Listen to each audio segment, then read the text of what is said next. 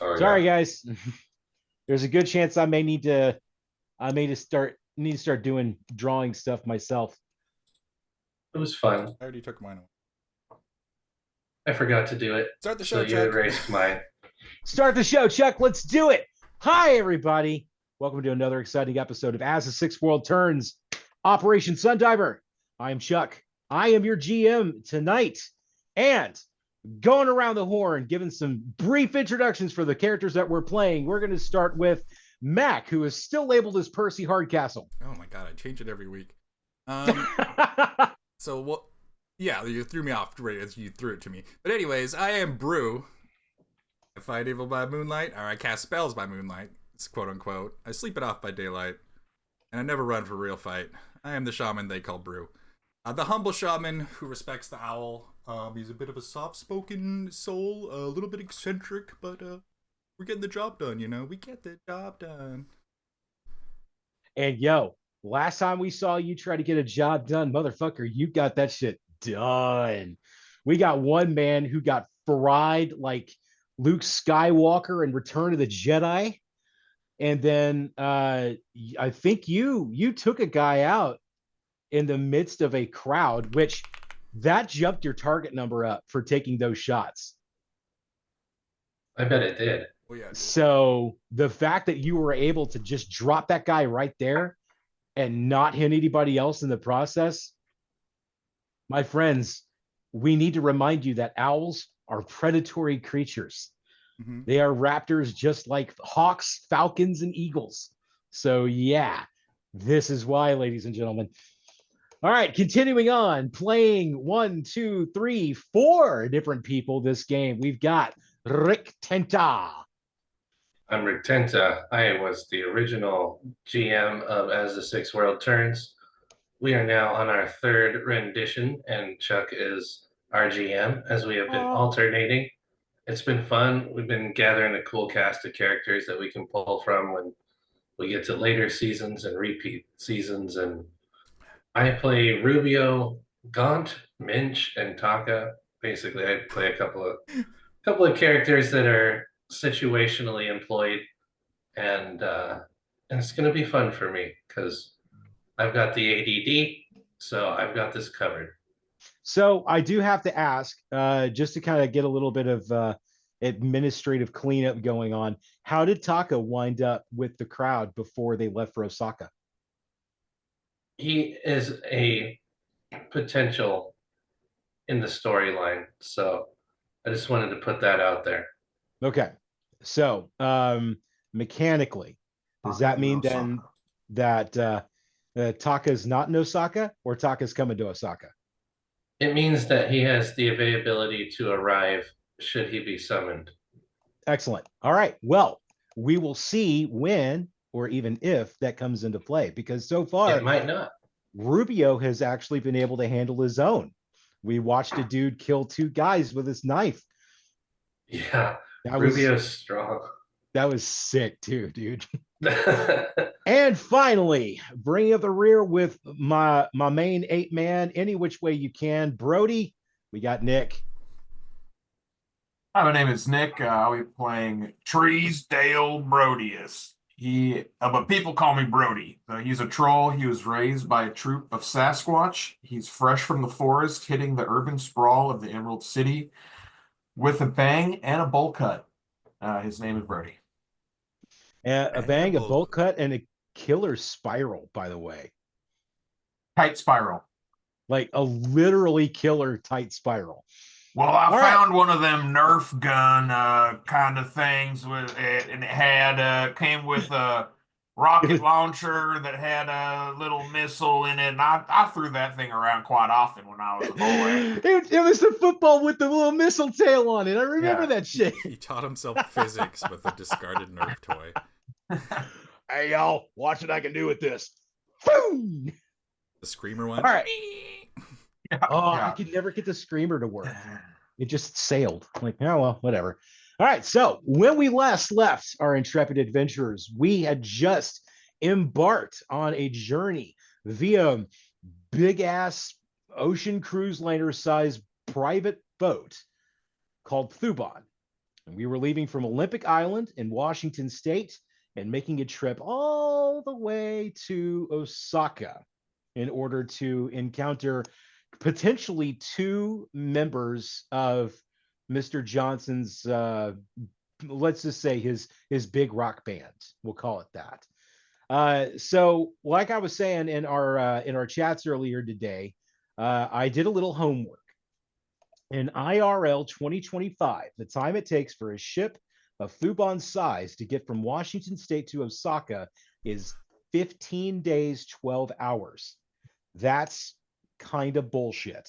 So, since we are in an alternate reality and we are 40 years into the future in a very post-capitalist future where shipping lanes are still important for large parcel shipping, we have developed naval technology to the point where now the Fubon will take a week to get from Seattle to Osaka. Just skimming across the top.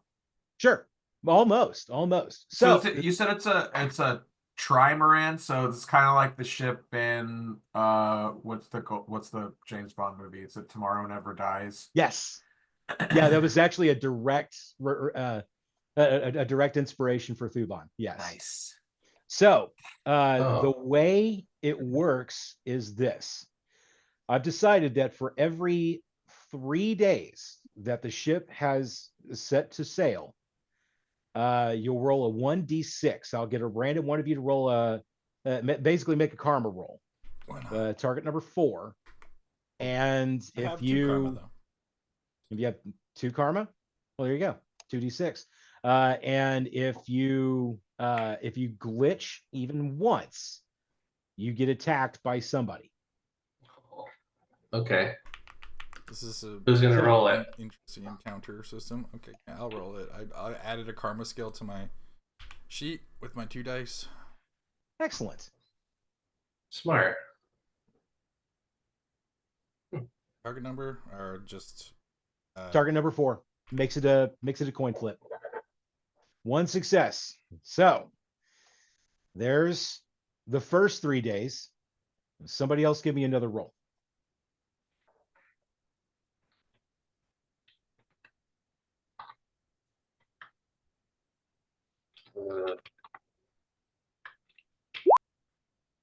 One. You failed. Excellent. So hey, I failed.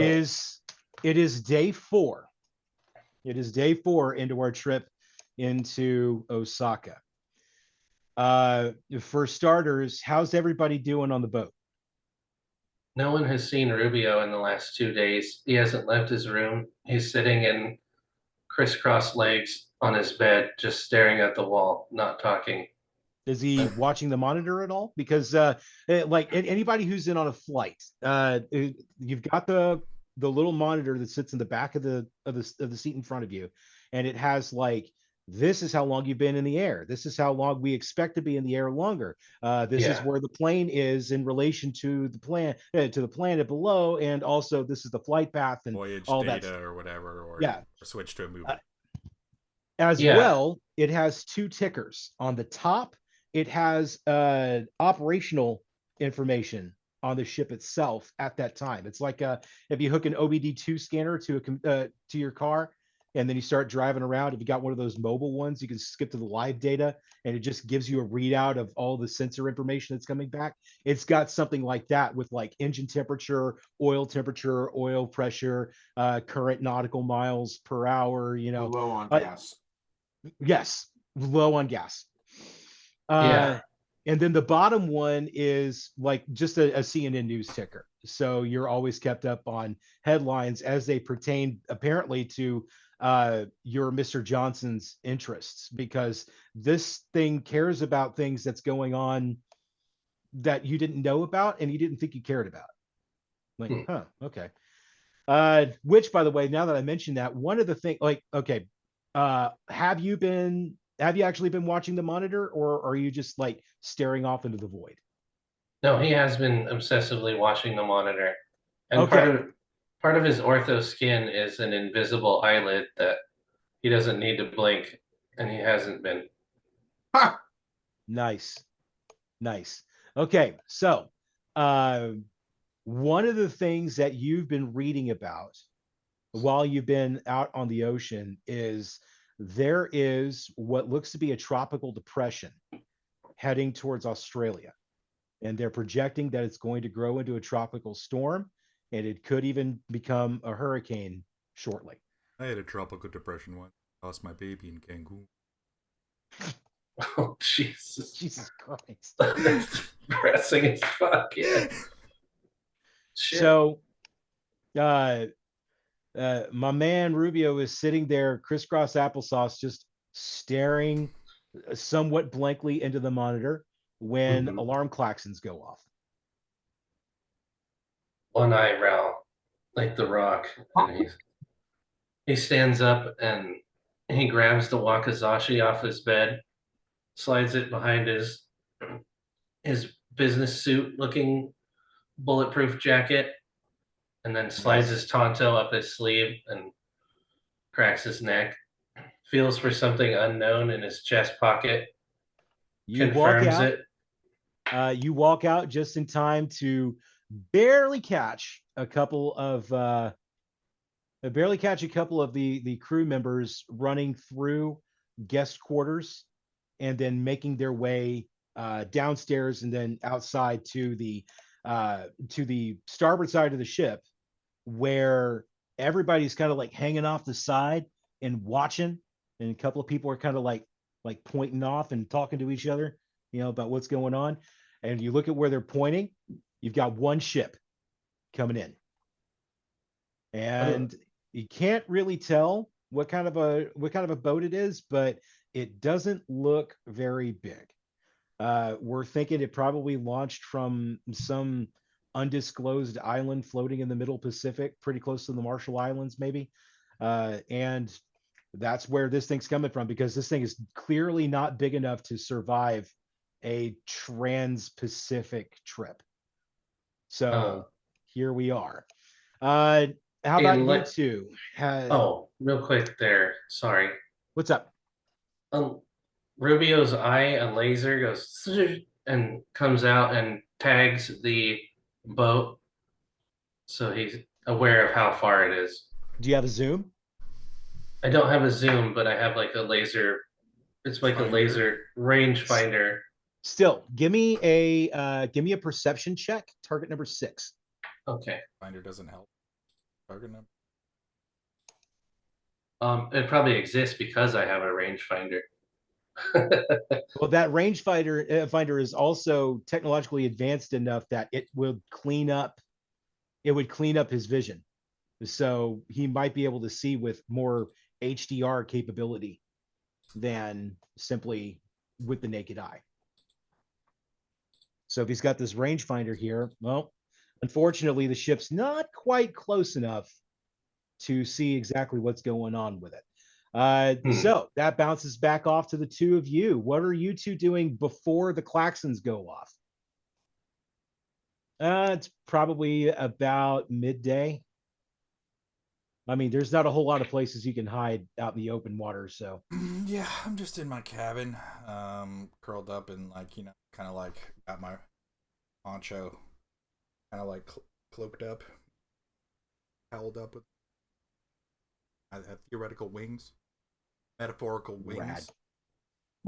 And I'm just your blankie that looks like owl feathers. Yeah, I have a blanket with the Rush album with the white owl on it. Fuck yeah.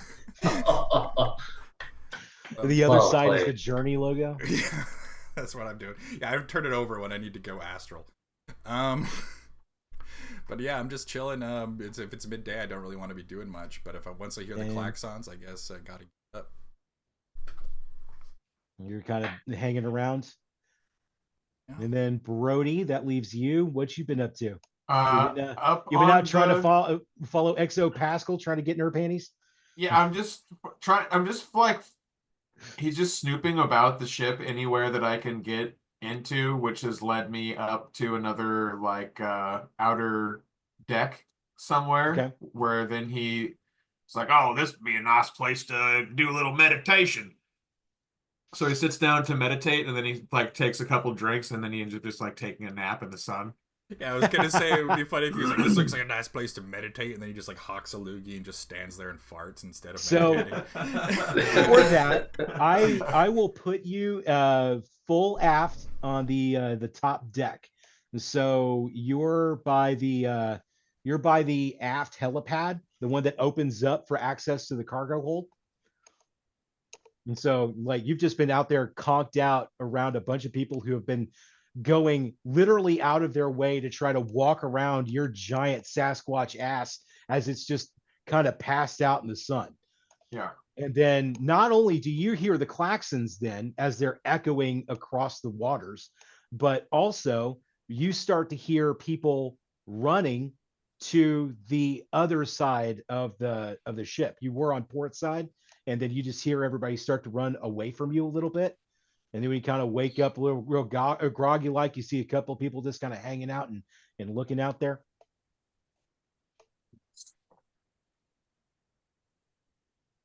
And then I'd say at about this time, go ahead and give me another perception check, Rubio, target number 4.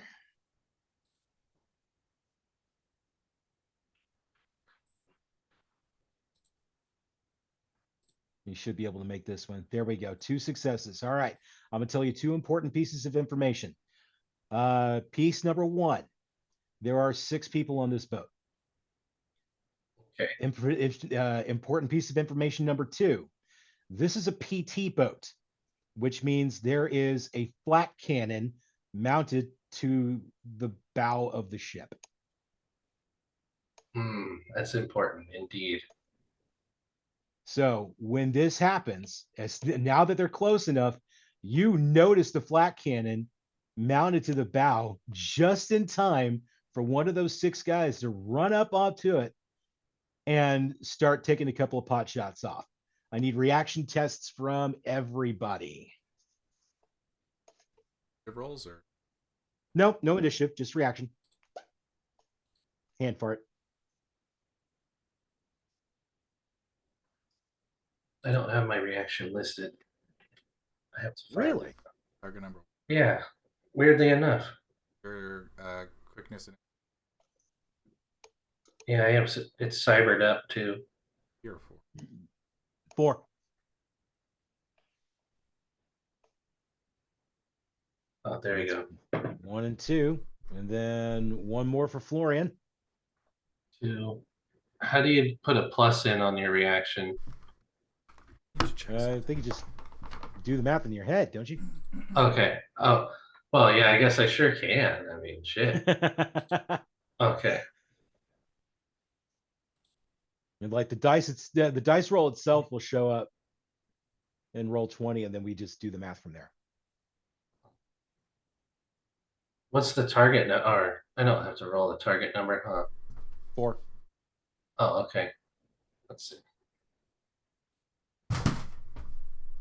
Yeah. 1. So 8 is my. Oh, wait a minute. Oh, this is my reaction? Remember Yep. what game you're playing? Oh, I thought- we'll count it anyway, because Okay. what happens is this is kind of a see no, hear no, speak no evil kind of situation, where Rubio, since you've been just literally eyeballing these guys since they got into your field of awareness, you see the puff of smoke as it lets off the 3-round burst. Brody, you're the one who hears the crack of the 3-round. And then Brew, you're the one, once you put the 2 and 2 together, you're the one that tells everybody, "Get down, everyone." And sure enough, everybody kind of goes, "Oh shit." And you hear the flak rounds just whiz right past. They don't make any contact with the ship. They just whiz right past. You hear them. I've stepped out onto the deck already. Yeah, you were up on the I was you in were my up on the starboard cabin. side. Okay. Oh, you were in your cabin? I thought you walked out. My bad. I was like, when I hear the klaxons, I walk out, I guess. So yeah, that's. There you go. So I'm just looking at this. So Uh-oh. So What you got? so it's +2 to all target numbers, even non-magical ones, while in direct sunlight. But even when the owl is sheltered from the sun, add +2 to all target numbers for magic. So, I want to back into like a hallway, shut the lights off, so I'm sheltered from the sunlight, so I can at least take some shots. But Okay. yeah, so I need to shelter myself from sunlight, or find like a cover, or like if there's a light that I can shoot out myself, then I'll do that, and then. But mostly, I think, yeah, back into like the hallway of entrance of the ship, and like switch off the lights in the hallways. Heard. All right. So that means we've got 2 of you outside, Rubio and Brody, and we've got Brew retreating into the waiting room entrance deck, basically. So let's see. Roll initiative now. We're gonna, while y'all are taking care of that, I'm gonna show you some people. So what you first noticed is Hold on one sec, guys. I'm sorry. oh, you're good. No. Man, what the? Oh, come on! We said no. I didn't agree to this. It's not agreed upon. What is this, man? What's a It's a woman woman? with horns. A troll woman. Oh, I was hoping for a bigger one. My bad. Hang on. Leroy knew how to pop up the. Yeah, and I'm trying. I never could figure out how to do that either, but I can still show. Oh, there she blows. Oh, XO. Oh, this is the chick I've been following around the ship. It's This is the chick you've been following around the ship. I do I like her can see horns. why. I love When a you- smoky eye. I do when love a you smoky eye. when you first met her, she was actually still in a black 3-piece with a white shirt and a purple business style tie, like a solid purple that matched her eyes. But today, apparently, she was doing. She was in the middle of her morning drills with everybody, so you caught her in full tack gear. I do She like all is the the buckles you one- got on your gear. She is the one who starts barking orders to the like 4-man security team So that I'm they on the- got. I'm on the back Oh, of the oops. boat, and the other boat is rolling up, and I just hear shots pop off as I'm like coming up from a nap, and then I Yep. see her Well, start ordering people around. So everybody got pressed up against the railing on the starboard side of the ship. Mhm. From where you were, you would have been the one most aft. You would have been all the way to the right of this crowd. So with how tall Pascal is, you still would have seen her. All you had to do was look left and, oh, look, there's the troll with the big horns. Yeah. So like as soon as they start walking through there, like you've got one guy who's just kind of leaned over like this and kind of looking, just watching. He's got like one of those smaller bottles of Jack in his hands. He's kind of takes a swig and is watching it happen. That will be my man here. This is Ryback. This is the quartermaster who. Oh, this is a little dwarfy guy. This is the little dwarfy guy who led you to your new quarters in the cargo. Godforsaken reason. The You one that see we were him getting kind all of the leaning shit. up over the railing. He's got his bottle of Jack leaning over. And he's the only one that doesn't like immediately flinch when the shots are taken. He's still taking a swig out of that bottle of Jack when the 3 rounds just go over everybody's head.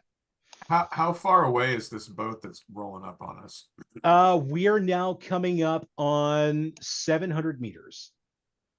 Oh, So that's you're too able far. to see, you're able to see how things. Well, So look, it's you're just like fine. You'll be it's like okay a, because it's like a speck. 700 meters. That's hella far. Yeah, that is hella far. I'm sure that there's like gunnery. It's like on almost this. a mile. It's like almost a mile out.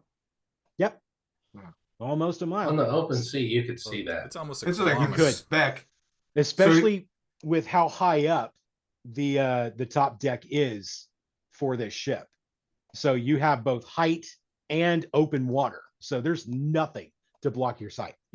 Brody's gonna make his way over to the edge of the boat and like separate his bowl cut and hey, what's that? Something's coming from afar off and they're taking some shots at us. All right, and I'll look down at Ryback, say, are we or should we be worried? We got any kind of weaponry on this here tugboat? What's it that all the kids always like to say a couple of years ago? Fuck around and find out. Watch this. Hey, Pascal, we gonna do it? Yeah, we're gonna do it. Everybody battle positions. We're gonna start with the big guns. So everybody scatters. Everybody gets off the deck. Brew, you start to see the 4 people that were running security drills with Pascal. You see that unnamed, unfaced security team run into the room where you are. So now it's not just you, there's you plus 4. So you got some cover in case they come in. Their training is for internal security. They have to go through that in order to gain access to the ship. I immediately pretend that I'm part of the crew. All right, night vision on, boys. Night vision on. Just hop in line with them. It's 1 in the afternoon. Bro. So a couple of other people that are running around. You've got this nice lady here. This is Sullivan. This is your chief medical officer. Oh, good old Sully. She's just such a sweet lady. She is, but she can also drink Ryback under the table. Sailor. Yeah, but neither of them could outdrink me, so. Well, you have the advantage of size, big guy. I've got 6 livers. Well, tell you what, before you get one of those 6 livers pierced and I have to start pumping your blood for all the toxins that unleash, you want to get into cover somewhere, or you just want to get stuck here and perforated by a flak gun? Listen, bucket list, I would like to get shot at least once. Well, how about getting shot at? Can we find a compromise on that? Well, I mean, are you saying that you want to shoot me?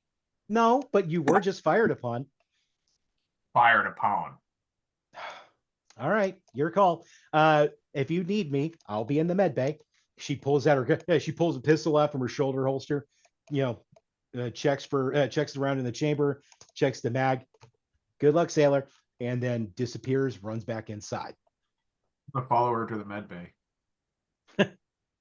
Oh, you do want to come with me? See, I knew you were smart. So that leaves you, Rubio, are the last one that hasn't decided whether or not they want to hide from this thing. That's true. It's like I'm just staying in the room. I'm not even coming out. This isn't worth my time. You're all I got people for you that just shit. Turn around and slowly walk back into your quarters. PFTS, bro. People for that shit. So it's now 6 people. You have one guy back in his quarters, and then 1 floor below that you have another one of you hanging out with 4 faceless security mooks. And then you got 1 guy hanging out in the med bay. Well, all right. Well, you're going to miss a hell of a show because what happens is you hear the captain announce over the PA, the security alpha, execute.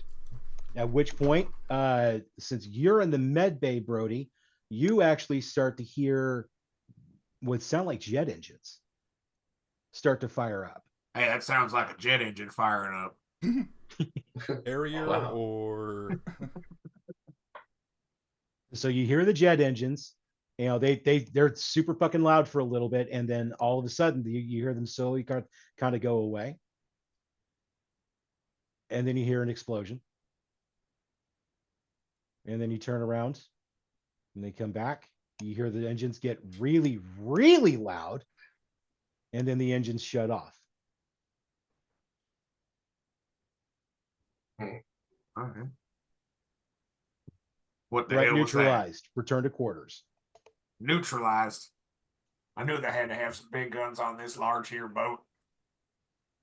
By the way, Rubio never moved a muscle. He just stood on deck and just stared at that ship, and He just heard those bullets whiz by his head and didn't flinch. He just stood there Oh, oh, and okay. watched So then watched it all. if you were still outside, then that means you were the one that was able to see what you originally thought was an executive VTOL jet, just for like troop transport, carry like 4 or 5 people. You see this ship pick up off of the 4 helipad and then go and engage this PT boat and Hell then yeah. just launch a missile salvo. That was the faint explosion from 700 meters out as it sounded through, several feet of ship in the med bay. So you were the one that sees this happen. They basically just make a strafe run. I You love just it. see a couple of rockets, like close air support rockets from an Apache. You just see them go, and then it just swings back around and lands. And that is when you get to meet my friend here named Trip. This is the ship's engineer. He's the one who climbs out of the pilot seat. They're like, yep. Looks like Ryback's going to be super pissed off at me now because those rockets are kind of hard to get to nowadays. Ah, well. Hey, Sonata, could you go and tell the guy to, apologize? Tell him I'm sorry for me, would you? And he says this to our friend here. This is Sonata. This is your Marine Con. He's also your prep cook, by the way. Oh, cool. I like that. And all he does is just say affirmative and just like doesn't exactly saunter off into the direction of engineering, but direction of the cargo bay, but he does move with purpose, just not running. Like, Backflips. A bit of snake oh, eyes. you've a little met bit those of, 5. Hachi the So it's at this point when suddenly you hear the klaxons go off again. And that's when the cargo bay starts lighting up. Let's see. Brody, you were still in the med bay. So all of a sudden you hear a shape charge go off and it blows a hole into the back, like the absolute back of the ship. He's very familiar with the sound of a shape charge. I love a nice shapely charge. Well, that shapely charge just blew a nice shapely hole in the hull of our ship. Yeah, I'm just Sometimes I thinking- like to make shape charges in the shape of penises or breasts then I blow them up. Hey, can we focus on the guys that are pouring through the hole, please? I'd like to take care of them first. She hops onto comms. Bridge, med bay, we have a breach in cargo hold. What's her name? Her name is Sullivan. Hey, Sully, listen. Stay calm here.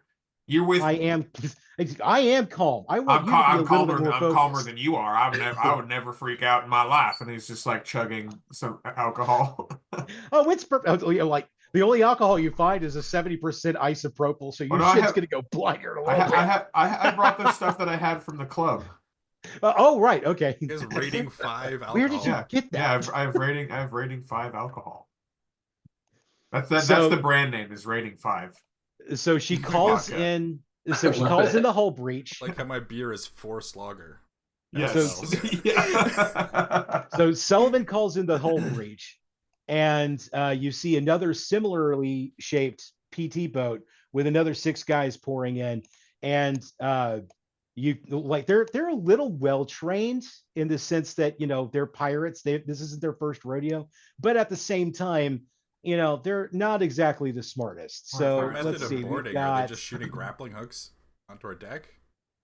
The grappling hooks hole. were more magnetic. They were like the cables. They They're would just stick like to tow the cables to kind of like hitch a ride with us. Yep, and then they just pull themselves in. They Can I hang cut on one of real them? tight as they break through the wake, and then they place the shape charge. Like if anybody remembers the USS Cole, what happened was they had a speedboat with a whole bunch of explosives wired to a giant pressure plate on the nose of the boat. And what they did was they took this boat and they steered it directly into the USS Cole. And because these were Islamic extremists, this was basically a suicide bomb. Somebody had to stay on the boat to make sure it was still on target, because they had to hit it in a specific place in order to sink the ship. I would have And gone that's with. what they did. Have you guys ever seen Star Wars: The Empire Strikes Back? When Luke Skywalker puts the bomb inside the AT-AT. Yes. So take those two concepts and put them together. That cable that he uses, that electromagnetic thing that he uses to go up and then crawl into the AT-AT, that is what pulls the PT boat through the ship's wake, which is a pretty bumpy ride up to a certain point, and then they place the shape charge, back it back off, boom, and then roll it back in. So right about the time that you hear the explosion, you pull it through, and you can start to see the PT boat nose its way in, and then the boarding party starts coming in.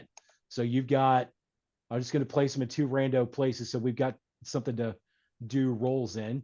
You've got charades. That's an ear hearing thing. You've got two guys with guns and then two guys without guns. And two guys with baseball bats, spiky baseball bats. So that means first people on the scene are going to be Ryback. You've got Sully. And then we've got Brody on scene as well. Say this is the deck, or like one side of this is what, like, it would be starboard or port. This would be your starboard port over here. See if I can. Can you see that ping? No. I No? didn't. You might have been able to see it. I wasn't looking. On the north side of your map, that is your starboard side.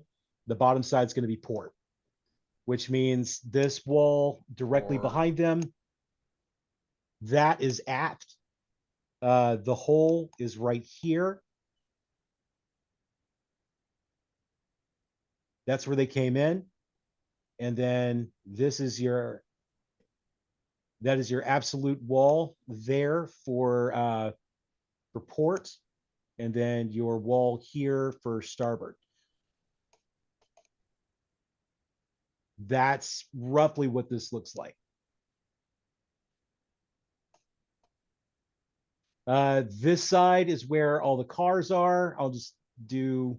Am I on a hold other level of the ship? Are they in the cargo hold? You're not here yet. You're like 2 floors up. Okay, basically. And then you've got boxes on this side, and that will just give you an idea about cover. These are not actual locations. These are just, representations. So there's your cover boxes for cargo. And then you've got actual cars on the starboard side of the boat. So you've got a great big empty spot here. That's kind of where you see everybody run in. And then you've got your parking garage through here. And then you got your cargo spaces through here. All right. So we got, I believe we got, no, we didn't. That means Brody, I need a roll from you for initiative. Whatever that stuff's called. He did. Yeah, he got a 10. I did. I got a 10. I didn't roll the right thing. It's supposed to be 2d6 plus 7, but I don't know how to enter that into the.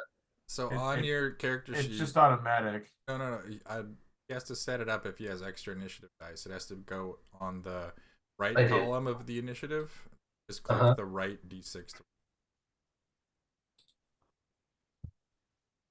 All right, so we're going to kind of play this a little bit like what happened at the nightclub. Let's see, where'd you go? Brody, you got a 10. First one you did 2d6. Well, it's supposed to be plus 7. 7? Well, then change your reaction. Okay. One more Okay. time. Jeez, I am so sorry, everyone. It's not like we've only been playing Shadowrun for like a year and your whole time before that. Yeah. I mean, it's still a learning experience. Hey, every day is a brand new day. Every All day's a right, winding so road. as it stands, since Brody, you're the only one of the players on scene, that means you will act immediately after Ryback, and then Sully will come in after you, and then our 4 dudes will attack. I guess I just have to make my way back to the part of the ship that's getting attacked, right? Because I was on the bow.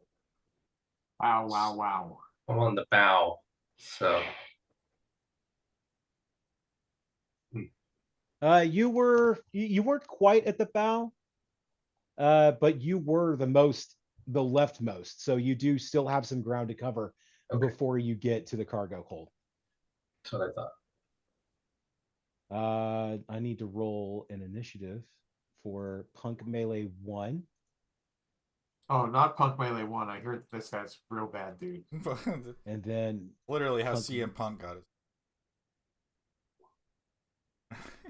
Punk Melee 2. He was this guy. And then Punk Melee 3. Or not Punk Melee 3. This is Punk Gunner 1.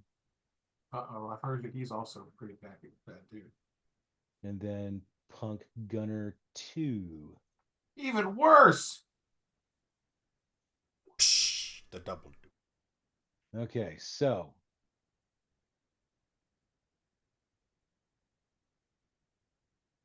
So 9, 5, 4, and 7. Yeah, that sounds about right. Okay, so Ryback, your boy Ryback busts out a shotgun, and he's just like, this is going to be a really shitty reference. Pearl Harbor. They start the actual attack, and then there's that one guy at the airstrip. He's just got that pump action shotgun, and he's just sitting there taking pot shots at the zeros as they're passing overhead. That's basically what he's doing. He's just kind of like slowly walking over to cover and just like pow, pow, pow. He's not really doing anything important. It's just suppressive fire. So Tactical that drops. advance. Yeah, there. So that will drop their initiative rolls down 1. We'll just do that for now. So that means Brodius, make a move, take a shot. How far away are they? It's like they just blew a hole in the side of the Distance in boat and now they're meters, so let's coming see. in.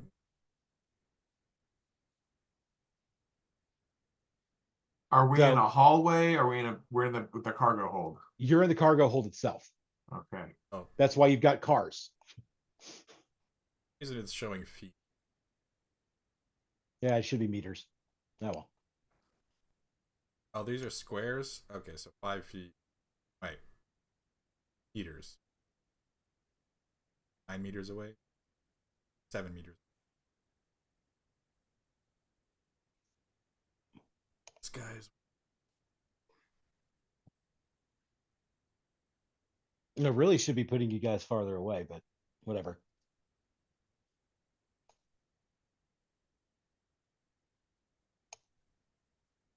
Diagonally, you're like the same distance.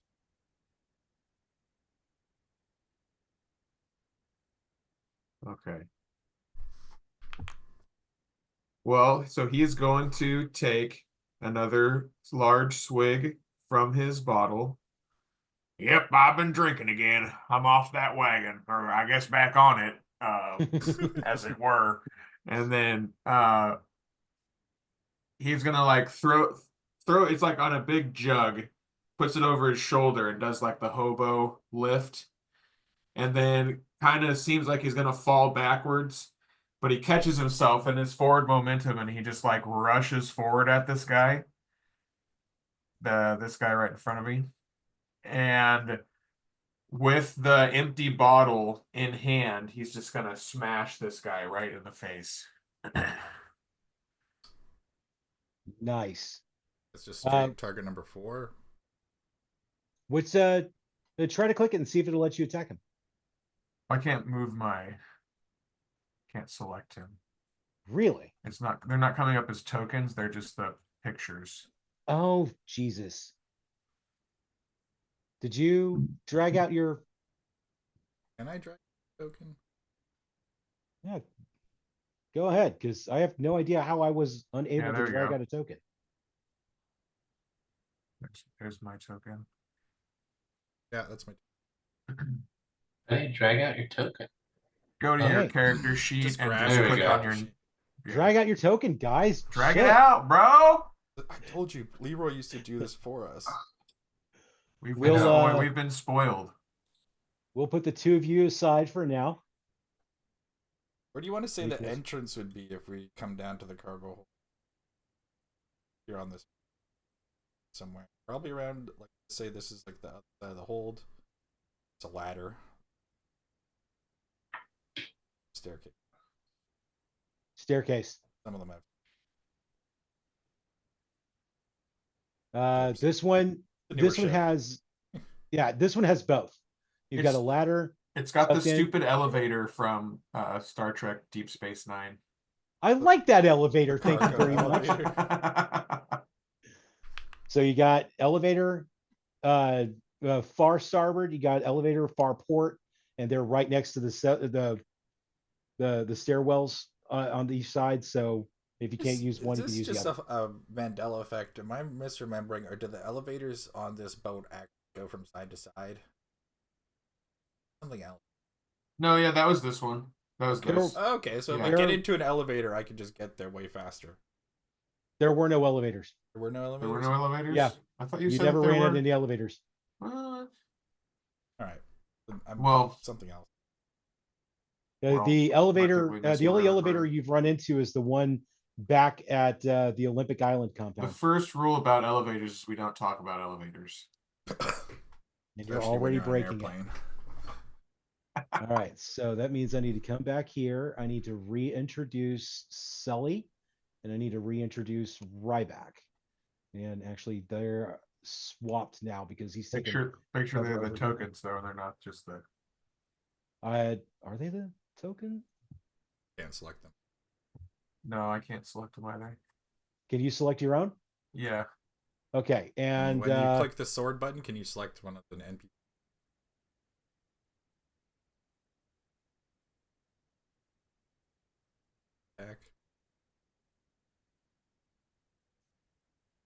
No, those are just your like you can just put in numbers in there that represent You have like to your target combat pool. someone to be able to attack them.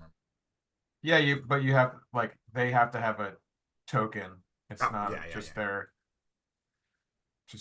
picture. I don't know.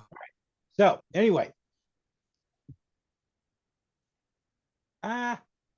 go ahead and roll the attack, and then I can just come back and roll defense. Yeah, just do it the hard way. Point out which one you're going for. You're going for that one right there. Okay. The one right in front of me, this one right here. Rad. So Drunken Fist. Fuck yes. I will be taking. Let's do a fully. No, I'm rushing into combat. We'll do 4 combat dice.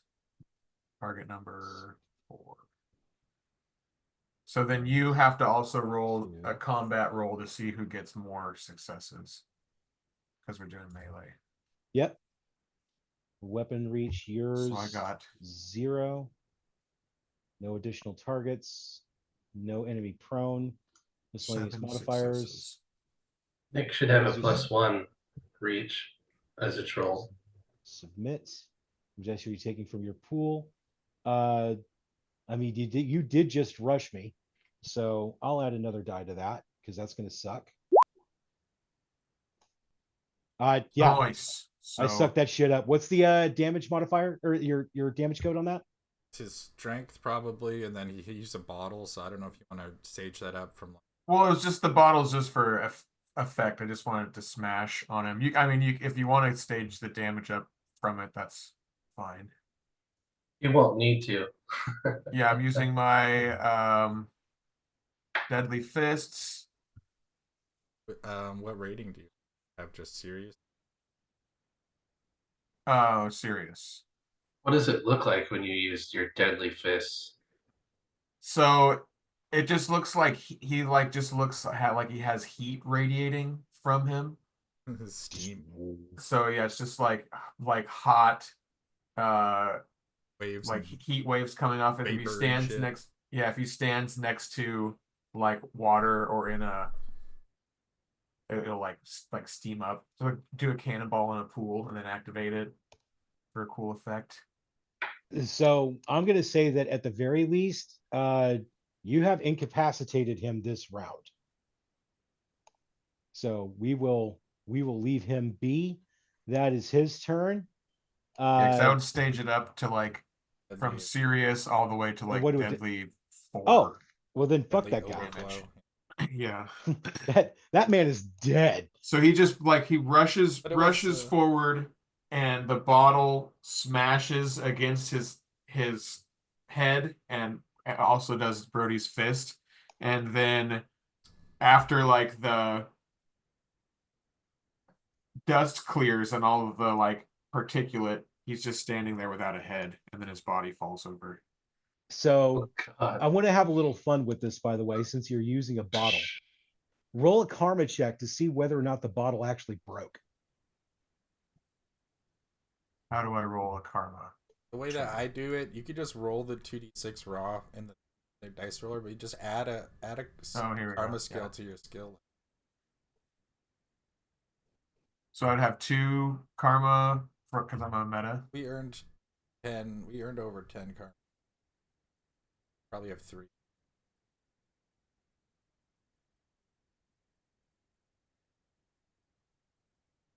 And then what's the target number? -4. Again, 50-50 shot. Boom.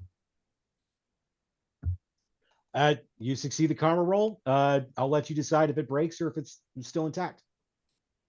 No, let's keep it intact, and his fucking skull bursts on the bottle, and then the Oh. heat coming off of his hand just makes like a red mist, Fuck yes. and the guy just Ugh. falls to his knees as he just like kind of like like a ketamine kid in a K-hole on the street. Now he's just like looks like he's taking a nap in like a slumped over position, and then the Oof. body like falls next to him. Mm. All right, so Sully is going to take run into cover and then take 2 shots at the other gunner next to you. And I can't remember what the roll for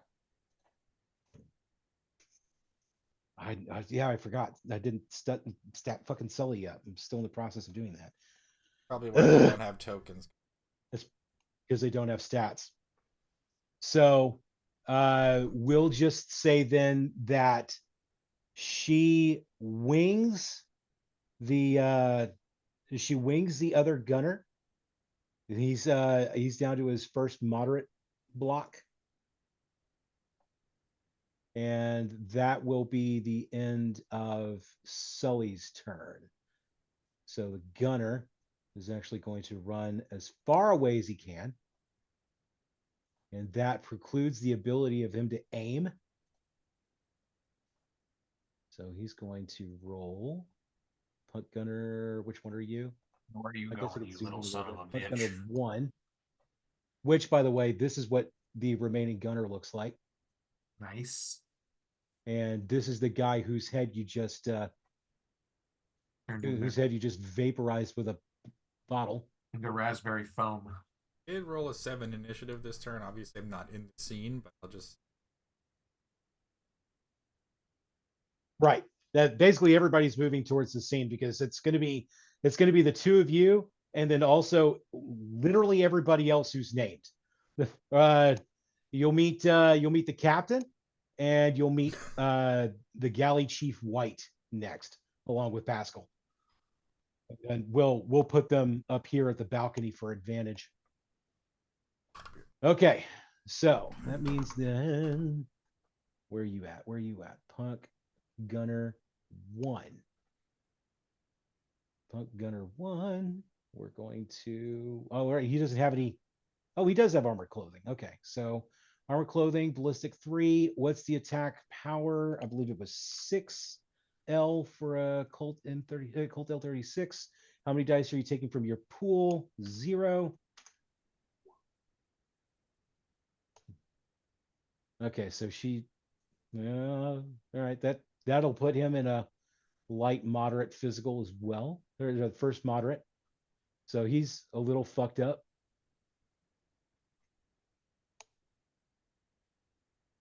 That means then that now Sully has to get shot at.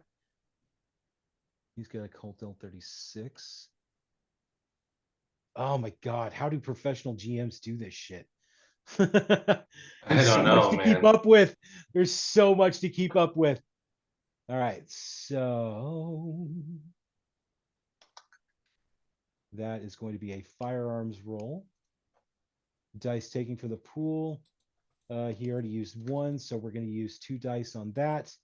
Target number is going to be 6 because he was running.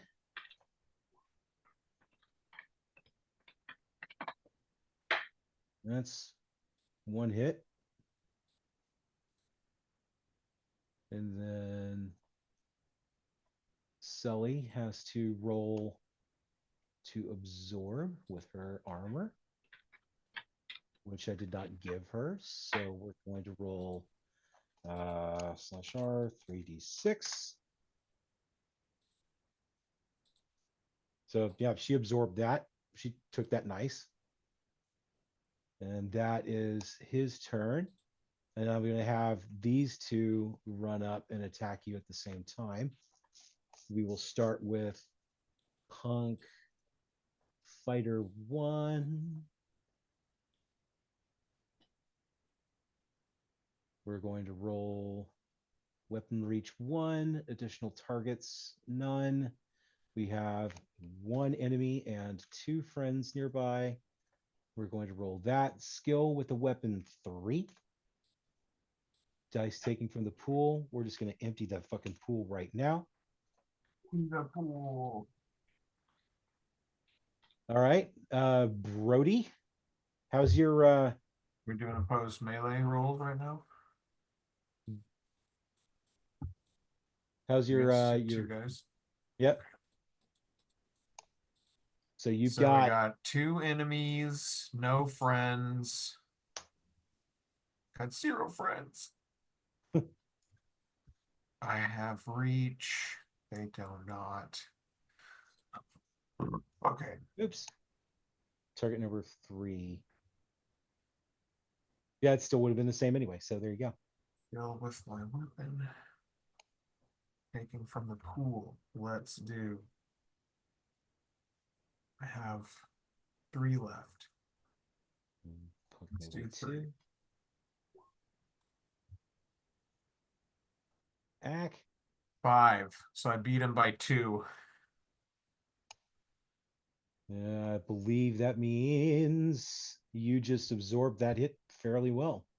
So no, that means that I get to hit him now. Yep. So that makes my damage code go up to a 10 deadly. So he has to roll against a 10 deadly. Oh, this is going to be fun. Put it to you like this: with that, if you hit this guy, I'm not even going to bother rolling. That was Punk Melee 1, by the way. So he's just like down in like a slumped position, and they roll up on him, and he just with a uppercut just takes this guy and sends him flying across the cargo hold, bangs him against this back wall. I Sweet. threw a barrel. Yeah. Yeah, there's just empty 50-gallon barrels strapped near the wall. You hear Ryback yelling at you, "Hey, you know how much those things cost, asshole?" So now is this other guy? Punk Melee 2 is now going to have to take a swing at you as well. Let's do it. One enemy. No more friends. No friends. No friends. What is your skill with the weapon? 3. How many dice am I taking? All of them. Whiff. Boom. Done.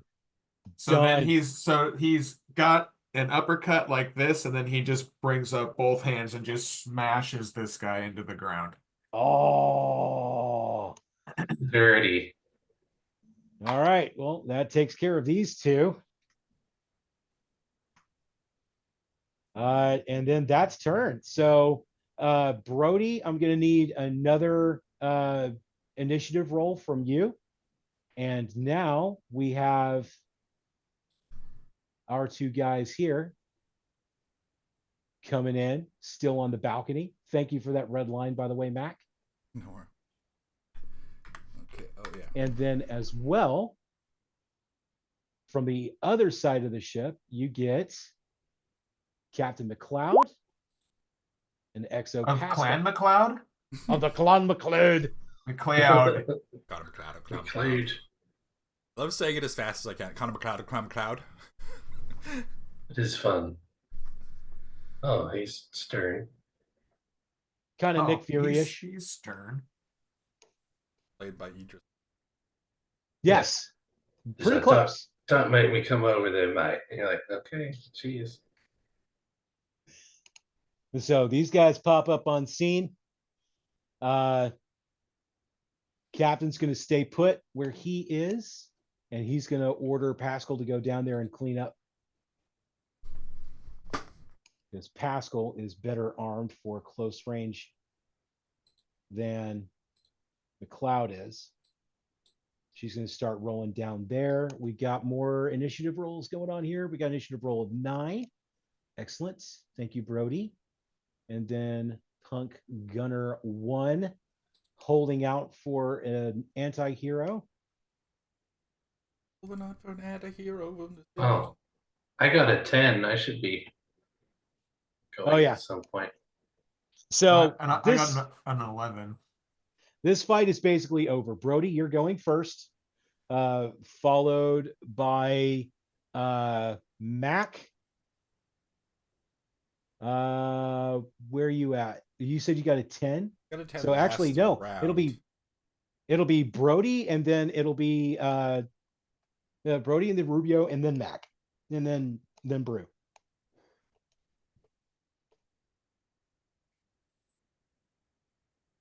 So what you doing, my guy?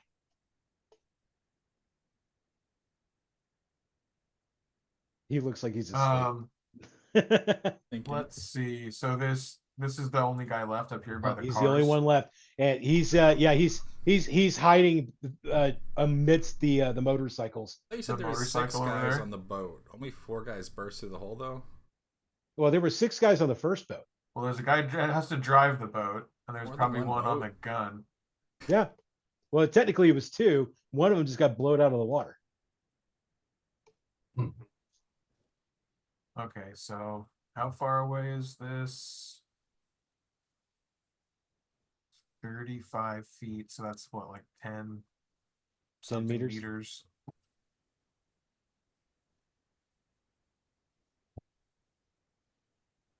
So yeah, I can run up and punch this guy. I mean, you've been doing a bang up job of it so far. He's gonna run up on this guy and then give him like a semblance of the Psycho Crusher. He's gonna leap into the air and do like a spinning corkscrew with both fists out in front of him. M. Bison, voiced by Sam Elliott.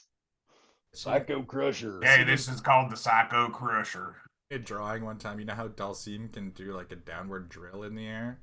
Yeah. I've seen a drawing of M. Bison holding Dalsim by the shoulders, and he's doing the Psycho Crusher, and Dalsim's doing the drill. And they just go straight through, like, I don't know, fucking Guile or something. They just drill through his chest. Oh, Dead.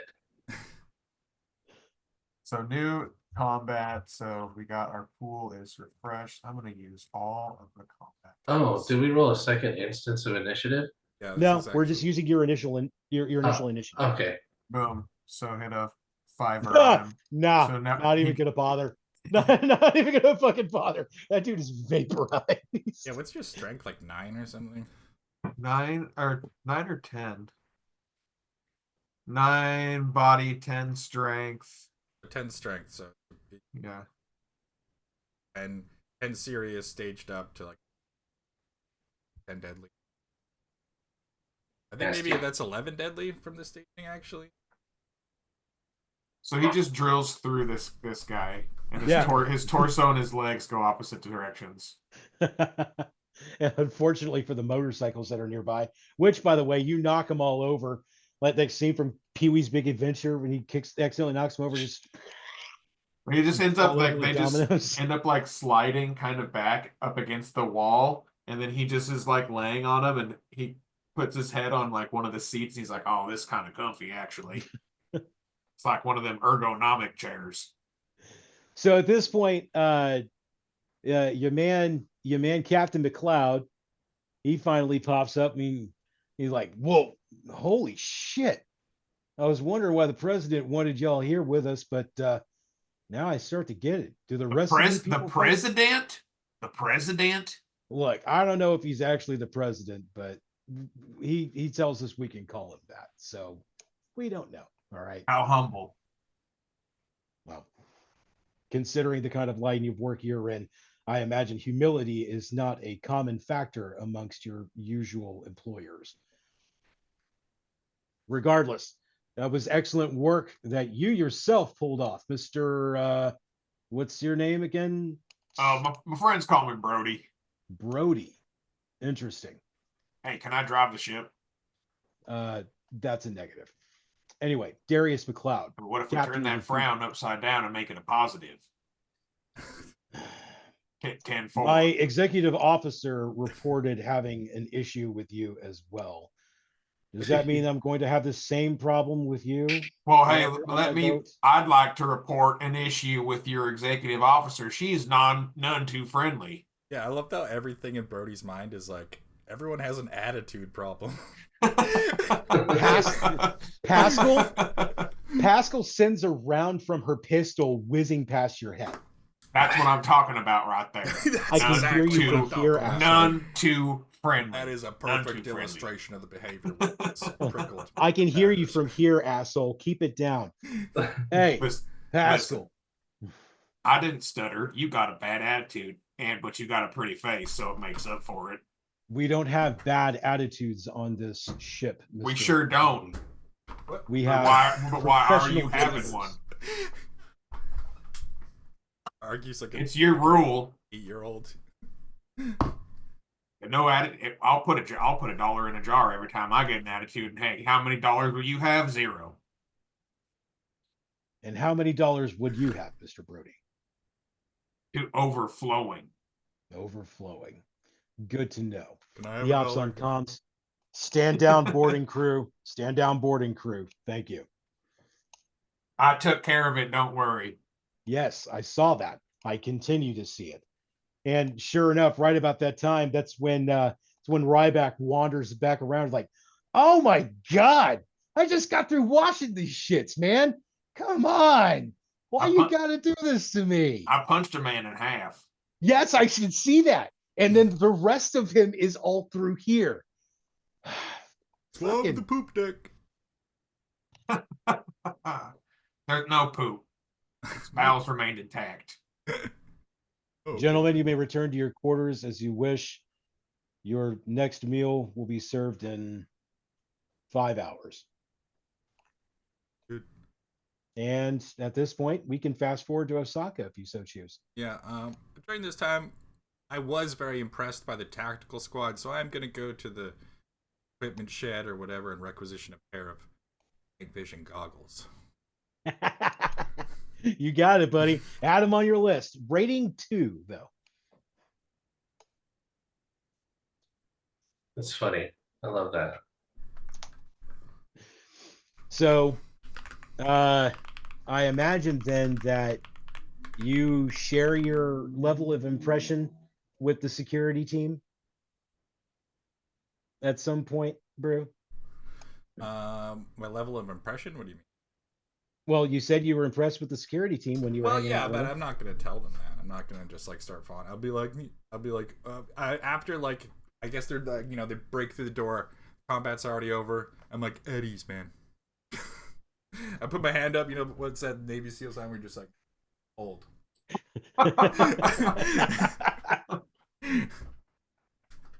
We're in charge of them. You see them drop their assault rifles, to their side off behind, and they just kind of look at you like, whatever. You guys are pretty Yeah. tactical, I would say. That's as far as I will go as complimenting them. So That's it's a terrible pun. well, we're gonna fast forward to day 6, Day and 6. since you, Brew, are nocturnal, this will not be breakfast. This will be dinner. But you have a dinner, or you have a dinner for you, while the other two are waiting for breakfast. But we're all being served the same thing. Apparently, it is customary on Thuban to have one dish native to the region that you're going. Gonna say, Right are we having when, something hot from the Pacific? yep, pretty much. You got a grilled fish steak right there. You got a little bowl of rice. There's a little dish of takawan pickles. Love that. And tamagoyaki as well. You got a little thing of tamagoyaki sitting on a bed of sushi rice. It looks kind of like sushi, in fact. So everybody walks into the officers' mess hall. You got the big long table there. The captain's already sitting there. The XO is sitting off to his left. Sully, the chief medical officer, is sitting across the table from Pascal. Ryback sitting next to her. You see a tiny little elfin girl who's there. Not exactly a girl per se, but she passes. You got the engineer Trip, the big mohawked, muscle-bound orc. He shows up. He's sitting at one end of the table. Sonada is sitting like catty-cornered off to his left. They just kind of sit wherever they felt like sitting, and all the dishes are kind of wheeled up when Mr. White here finally finishes his meal. He's the one who brings it out on the rolly catering cart, and serves the food like that. He picks a seat on the other side of Trip, so across the table from Sonada, and they sit down and they start to get eating. And then the monitor on the fore side of the mess hall turns into that wireframe image of Mr. Johnson that you saw when you were talking to him in the hologram room. And so the conversation begins. Before you get into this guy, the cook, White, the galley chief, he has some wild knives in the Yes, he background does. of his picture. He does. Yeah, the AI knife. There's like a chisel on the end of one and like a spike on the end of another. Spatula. Just like, yeah, that's pretty good. It's a futuristic galley. Yeah, who knows what they're butchering with this? I was caught up in the fact that I'm like, this guy looks like a Final Fantasy 15. He really does, yeah. Almost. Some recipes from him or something. You should see his token if you can, if I can show it to you. I may just put his picture in chat here in a little bit, but yeah, you should see that shot. So he starts to, you hear right there over the PA system, you hear coming through the monitor, you hear that familiar vocal modulator tone. Good morning, ladies and gentlemen. Welcome to Osaka. How is everybody doing? I hear that we were attacked by pirates, possibly. It could not possibly be our fault, but in karmic sense, it might have been. Whenever pirates are involved in attacking my ship, Mr. Brew, the only people responsible are the pirates. We were attacked, and they blew a hole in the side of your ship. I hear you blew a hole in the side of all three of them. Excellent work, Brody. I don't like using my fist for violence. I prefer to use my fist for woodcraft or making making small things, origami, but if I have to punch a man to death, I will. Hopefully, we can keep you from using your powers for less pacifistic means. And trust me, I would prefer if you kept the violence to the minimum as much as possible. This goes for everybody at that table. Is this understood? You hear the rest of the crowd go, sir, sir. Everybody's in agreement. We don't like picking fights either, apparently. Even Chef White, who's just sitting there, is just sitting there like on his food. He's got it laid up at the table, and he just goes, "Yeah, no suppose, whatever, sure." Rubio never says anything. So Staring at his food dubiously. Mhm. now would be the time to discuss what we are doing here at Osaka. The lights kind of dim a little bit, and then the monitor, the table actually starts to pop up something similar to that jumbotron thing in the hologram room with two monitors here. They kind of turn a little catty cornered so that everybody can see. All they have to do is just kind of look at the center of the table, like a frontispiece on the table. It's just 4 monitors, and the monitor up where the wireframe was begins to display the same information here, and it'll be a map of Osaka and the location of the Mitsuhama building and the faces of the people that you're going to be interacting with that is shown at appropriate times. So here in Osaka, we hear tell of a board vote that is about to happen. There is an old guard, new guard situation here. And those of you familiar with the story of Jeroboam and Rehoboam, I imagine you may know where this is going. The old guard was known for being extremely traditionalist. This is something we'll run into again shortly. But for now, we will deal with Japanese traditionalism, and that is, of course, a very misogynist thing. Unfortunately, the only person for Mr. Norihiko Muramasa to pass on his entire line is his daughter, Kimiko. Kimiko does have a younger brother, Richard Muramasa, but because Richard is not full-blooded Japanese, he, according to his father Norihiko, is not available for any sort of succession. Means he's part of the out family. Japanese. It's like an in family and an out family. So we are here to help investigate the security surrounding this, because we hear that there may be evidence of vote tampering amongst the board. We don't know who exactly we will be involved in any of this, of course. That is what our initial investigations will show. However, what we have seen from our recon team, we have 2 particular candidates for who could be possible for this. The first one is a Daisuke Ohara. He is the chief financial officer of Mitsuhama. He is a big fan of Norihiko-sama. And he kind of wishes, as I hear so far, that he would be available. But since he is not a Muramasa, he is not allowed to be a leader of the Mitsuhama Corporation. We may need to keep an eye on him, as we hear there may be connections with him and certain other, shall we say, unsavory elements within the Japanese underground. Okay, we just do a quick bullet point recap. So, goes to go to Osaka. There's some sort of business takeover or merger happening.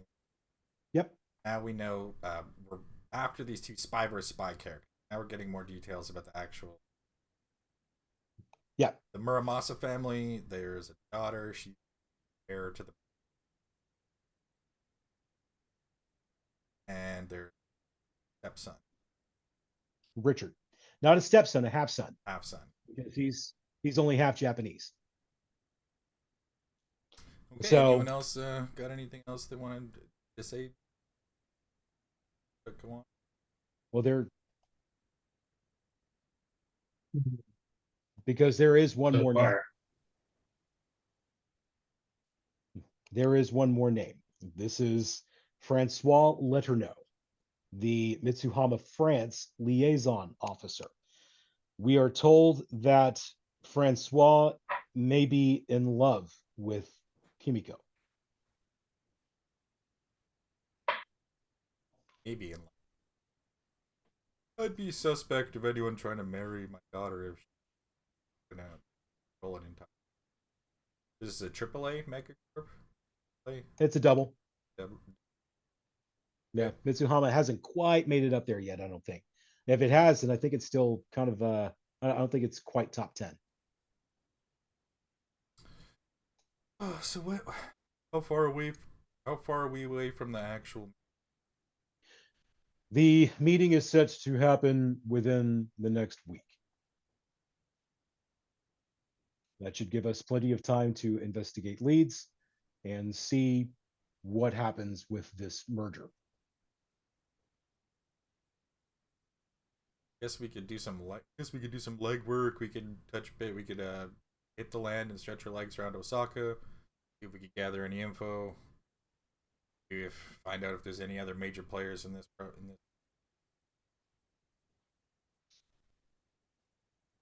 The Harrier is prepped and ready to take us onto actual landfall, as the Thuban is just simply too large and unwieldy to make a proper disembarkation. Do we have a safe house in Osaka, or do we have to arrange for it?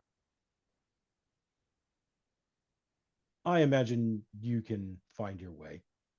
Remember, $18,000. I'm gonna stay at a Mang. I hear they can be quite cheap, yes, but living expenses might be a tad expensive. Keep that in mind as you search for a place to crash for the next week. At this point, I will cut you off entirely from your own. We will essentially disavow whatever knowledge that we have of you until you are finished with your mission. When you are ready, you will come back to where the Harrier lands, and then you will send us a signal through the unlisted number that you received my first communiques with you. I'm gonna pull out my phone and call his number. So I imagine that I'm getting Brody. I'm getting a phone call. I was just checking to see if it was if I still had the right number. Oh, yes, it's me. It's working. Yes, it's working. I can hear you on the phone and I can hear you on the speaker. Brew also phones him right after he does it. That's a good idea. Anyway, you're ready for the signal. Oh, God damn it. What is it with you two? Rather safe than sorry, you know. Right. This meeting is over. So right. Go to Osaka, find people. Click. The lights just suddenly shoot back up. The monitors turn off. The little thing at the frontispiece just kind of zips away. Table closes behind it. And everybody is just staring at the two of you. The captain is looking at you. Chef White will even look at you and go, "What the fuck was that, mate?" I've been hurt before. Listen, I've gotten someone's number. I thought it was going real well, and then I call them, and it's not them. So now I make a habit. When I get the number, I call it immediately to make sure. And I've never done that till now, but I thought it was a great idea. So fair enough. All right. So, any last equipment that you would like to requisition from the Thuban before you set out? Grenades, plastic explosives, and some more alcohol. Wow. Bottles. I'll definitely let you have. Okay, so going for the alcohol, you'll have to talk to Chef White about that. Chef, I need your strongest stuff. I got some rate and 5 here, and it's pretty good. I was wondering if you might have some of the same or slightly higher, maybe rating 6 brand alcohol. One sec, lad. I think I got just the ticket for you. So he starts digging around, and one of the low boys underneath, he pulls out a bottle of cooking wine. Like, no, you don't want this. Puts that up. A bottle of white cooking vinegar. Like, hey, definitely don't want this. He reaches back like super duper deep. He pulls out an already half finished can of like Sam Adams. You're like, oh, I want this one. Chug, chug, chug, chug. Crunch, toss. Reaches down one more time, pulls out the famous square bottle of Jack Daniels. I have to hide that one from Ryback. Do yourself a favor. Don't let him know I'm giving this to you.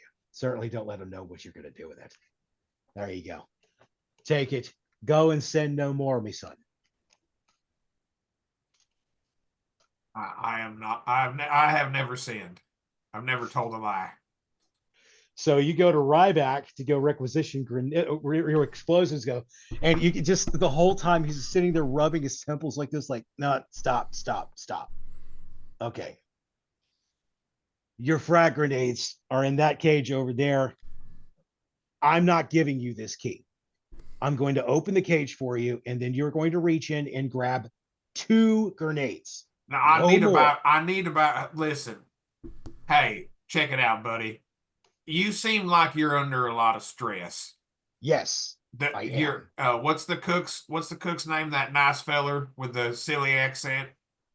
Chef White. Yeah, that's the one. Listen, he gave me something. He said for me to not tell you about it because I assume that he is a stingy kind of a person. But this is what I got, and he'll reach in to his coveralls, and he'll pull out the bottle of Jack Daniels and hold it in his 2 little fingers, but like he's gonna dangle it above the dwarf's head with the light shining through it. Oh, So that's amber and glistening inside this bottle. How about you take this bottle and you just go ahead, leave your keys, and take a walk, take a long stroll. And by the time you get back, I will have moseyed my way on out of here. And I'll leave your keys in a conspicuous location, i.e. right here on the desk. Okay. While Brody's doing this whole dog and pony show, I've actually picked up a clipboard and I've just started filling it out to request an HK227. I could get that. Okay. What happened to the twins that you had at the? I have 2 Uzi 3s. The HK227. Okay. It's just a slight upgrade on the Uzi 3s. Rad. Although, I mean, you were pretty killer with those things. So we're moving on to the John Anderson. I've got what I need. Excellent. So here's GM Chuck.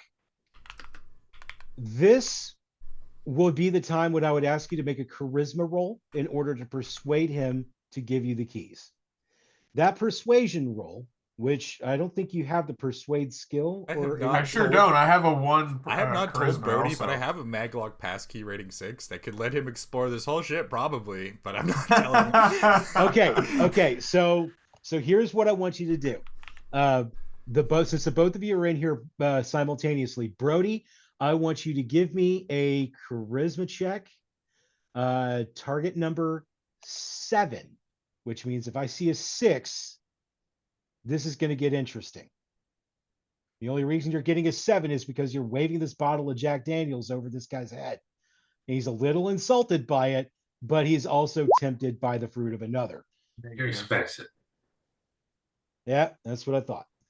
So that target number at first, had you not showed him the JD, it would have probably been like a target number of 10 or something like that. Some ungodly number, especially with your 1 charisma. So the whole time he's sitting there, he's got the key like palmed in his fist, and he still just keeps rubbing his temples as you're over here tensing him with the trying to entice him with this bottle of Jack. And like, look, man, it's not just because I don't like you, even though I don't. That was really impressive what you did with that boarding partner, the party. But if you are as clean and as organized with everything else in your life as you are with your fighting, I am not going to be held responsible for what you do with this. And now here's what's going to happen. Brew, give me a stealth check. No worries. And in fact, give me a stealth check with your charisma. Okay, well, they're the same. That's okay. Because my charisma's higher, actually. My charisma's higher. Yeah. What's happening is this. You've already been marked as being in the room. You have a clipboard with a requisition sheet, and you're just trying to fill out the requisition sheet for the HK. So what I'm thinking you're going to do is you're going to make for the explosives locker and use your mag reader to bust the mag lock open. Try that. What's my And target number then for this? target number for your charisma based stealth will make it a 6. Nice. He actually did it. So you're like you've got the little absent-minded the little whistling along as you're filling out this requisition sheet. You're just doodly doing your way over to the to where the HK 223s are, and the explosives locker just happens to be to the left of it right there. So you just kind of nonchalantly lean up against the thing and then bust out your mag lock, and you kind of hear the banging against it a little bit as you try to line up the mag lock. You're human, so you're about right here. You just kind of like awkwardly leaning this way and just go beep, reach in, and you just start grabbing things and putting them into your robe kind of thing. Yeah, I'm grabbing Like like, you explosive rounds and gel rounds, all sorts of like different. Oh, you're and the whole time, Brody's like, "Look, all I'm looking for is a bunch of fragmentation Yeah, devices." I don't have a throwing weapon skill, so I'm like, as soon as I pop it open, I'm kind of like, I need some offensive grenades. and So that I need can some throw shape them charges. I need some shapely charges. I would like them to have an ample bosom. I'm gonna blow an hourglass figure into these. I imagine every time you blow a breach into a wall, it looks like a random It's like object. that silhouette from the mud flaps of a chick. Yeah. Yeah, there we go. Like one looks like a dick, and one looks like one looks like a big gun. So This guy doesn't want this Jack Daniels, is what you're saying? Are you offering it or not? I'm offering it, but everything comes with a price. He starts to reach for it, but it's still too high up, so it's like He's uppy. dangling a bottle over his head. Oh, he's just gonna pop the top of it off and chug 9/10 of the bottle, and then he'll give the rest of it to if this is what 2 grenades buys me, then. So then he turns around. He's like, "All right, fucking fine." He turns around and then he sees Brew, and the gate to the explosives locker is wide open, and he's got a whole bunch of different frags and stuff laid out, and he just kind of stands there agape, like, "Oh, really? Whatever. At least I got my JD. Take whatever the fuck you want, man. I don't care anymore." Just make sure when you fill out the requisition sheet for the explosives, you let me know precisely what you're taking out of that cage. I can't write. No worries about it. So what you have available then is you've got 3 frag grenades, you've got 2 high X frag grenades, and then I'll give you 2 pieces of C4. Oh my God. Hell yeah. Or isn't it C5 in Shadowrun? Oh yeah, I guess it would be C5, wouldn't it? Yeah. Composition 5. Oh, that's the better formula.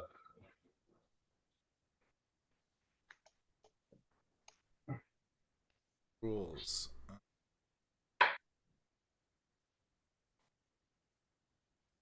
Concussion. Grenade rules are don't be near the grenade in any facet. Offensive high explosive. There. So those then, are 10s, blast -1 power per year. So then, obviously, Ryback's looking at you, Brew, and he goes, "I take it you're just going to pop the mag on all the other cages and just rid me of all of my shit. Is that what's going on?" I didn't. I wasn't going to, but if that's not going to be at the door to the explosives after we got all. we want to look for anything else? I mean, I only really have a submachine gun weapon skill. HK-227 is like the best one from like 4. I really want to look for another one. I'd probably have to index, but this is like a Militech grade ship. I don't know. It is a pretty Militech grade ship. So yes, you do have a pair of HK-223s. I think I'm good with that. It's You're going to pretty take the damn pair? good. Yeah. You gonna leave your Uzis, or are you gonna still keep them with you? I'll keep them with me, but I'll leave them somewhere else. I have concealed holsters. Ah, Nice. well, yeah. Concealed holsters for one gun don't necessarily work on another gun. Mm-hmm. Right. I just F11. Yeah. So he basically just waves you off. Like, all right, look, clearly you've got the tech. You might as well just let yourself into the weapons locker while you're at it. What the fuck ever. Again, accurate reports on my requisition sheets, please. Yes, sir. All right. Any other prep anybody wants to do? No. Good. My feet up. It's All on right. the ground. So you will be flying in the Harrier with Chef White. You'll be going with Ryback. That's going to be an awkward flight. And you're going with Trip, the engineer, who is also the pilot of the ship. It looks like Zomate. A little bit, yeah. Like when they kind of aged him up and he's supposed to be all anti-hero. He had a smart link.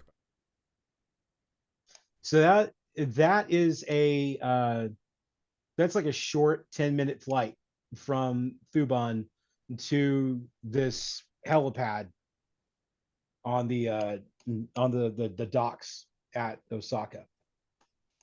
And there you go. So they land, and everybody but Trip disembarks. And he says, all right, you two know what you're doing. You three know what you're doing. Good luck, folks. What are we doing? Shuts the door okay, Brody, and begins to fly back off. But he catches, he hears it like, what are we doing? He basically hears that as he's shutting the door, and he hears you ask that question through the door. You see him just kind of shake his head a little bit as the Harrier begins to take off. Oh shoot, I dropped one of my grenades. Oh no. Ting. That Butterfingers. Oops. Motherfucker. Next time you say that, I'm going to actually count it. Yeah. Watch out, Nick. No more mulligans. All right. So, how does our party want to do this? Do you guys want to split up and do legwork in different parts of the town so we can gather info? Kind of want to know a little bit about Kimiko and Richard and the guy who's in love with her. His name? Francois. Francois let her know. Francois Letourneau. Look, lad, I'm supposed to be here picking up some perishable goods for the ship. And my friend Ryback here, he's supposed to be picking up some replacement supplies for the arsenal that you just requisitioned for yourself here. So we can't follow you at all. Not like we'd want to anyway. I don't know. I think they're pretty fun. After all, look at the man with all the booze on him. Which I got to say, you got excellent taste in your liquor there, by the way, sir. But as it stands, unfortunately, we can't go with you. It's just the three of you. We've all got our own shite to take care of. So I will be off at the markets looking for some fresh goods, and he will be hitting up the black market looking for some fresh guns. Gentlemen, I bid you adieu. He turns around and he hops into a grid guide Japan that he had already been calling up to the seaport while he was on the flight. Clearly, these two have done this before, because there are two grid guide cars that roll up basically at the same time, and you can see them. They're looking at their comms and go, "All right, that's my ride. Yeah, that's my ride. Catch you around." Sure, So- of course you will. I've played a lot of Yakuza games, so I'm intimately familiar with the layout of the main drag. Yes, but is it Osaka? So there's a river. There's a river right here. There's 2 bridges on either side. It's like one here. I think we should break up into And the then group these are like of main streets. into There's like individuals. the restaurant with the big crab. There's like fucking cabaret clubs. I'm thinking like 80s Osaka though. Yeah, there's like Yodi restaurants, comedy clubs, and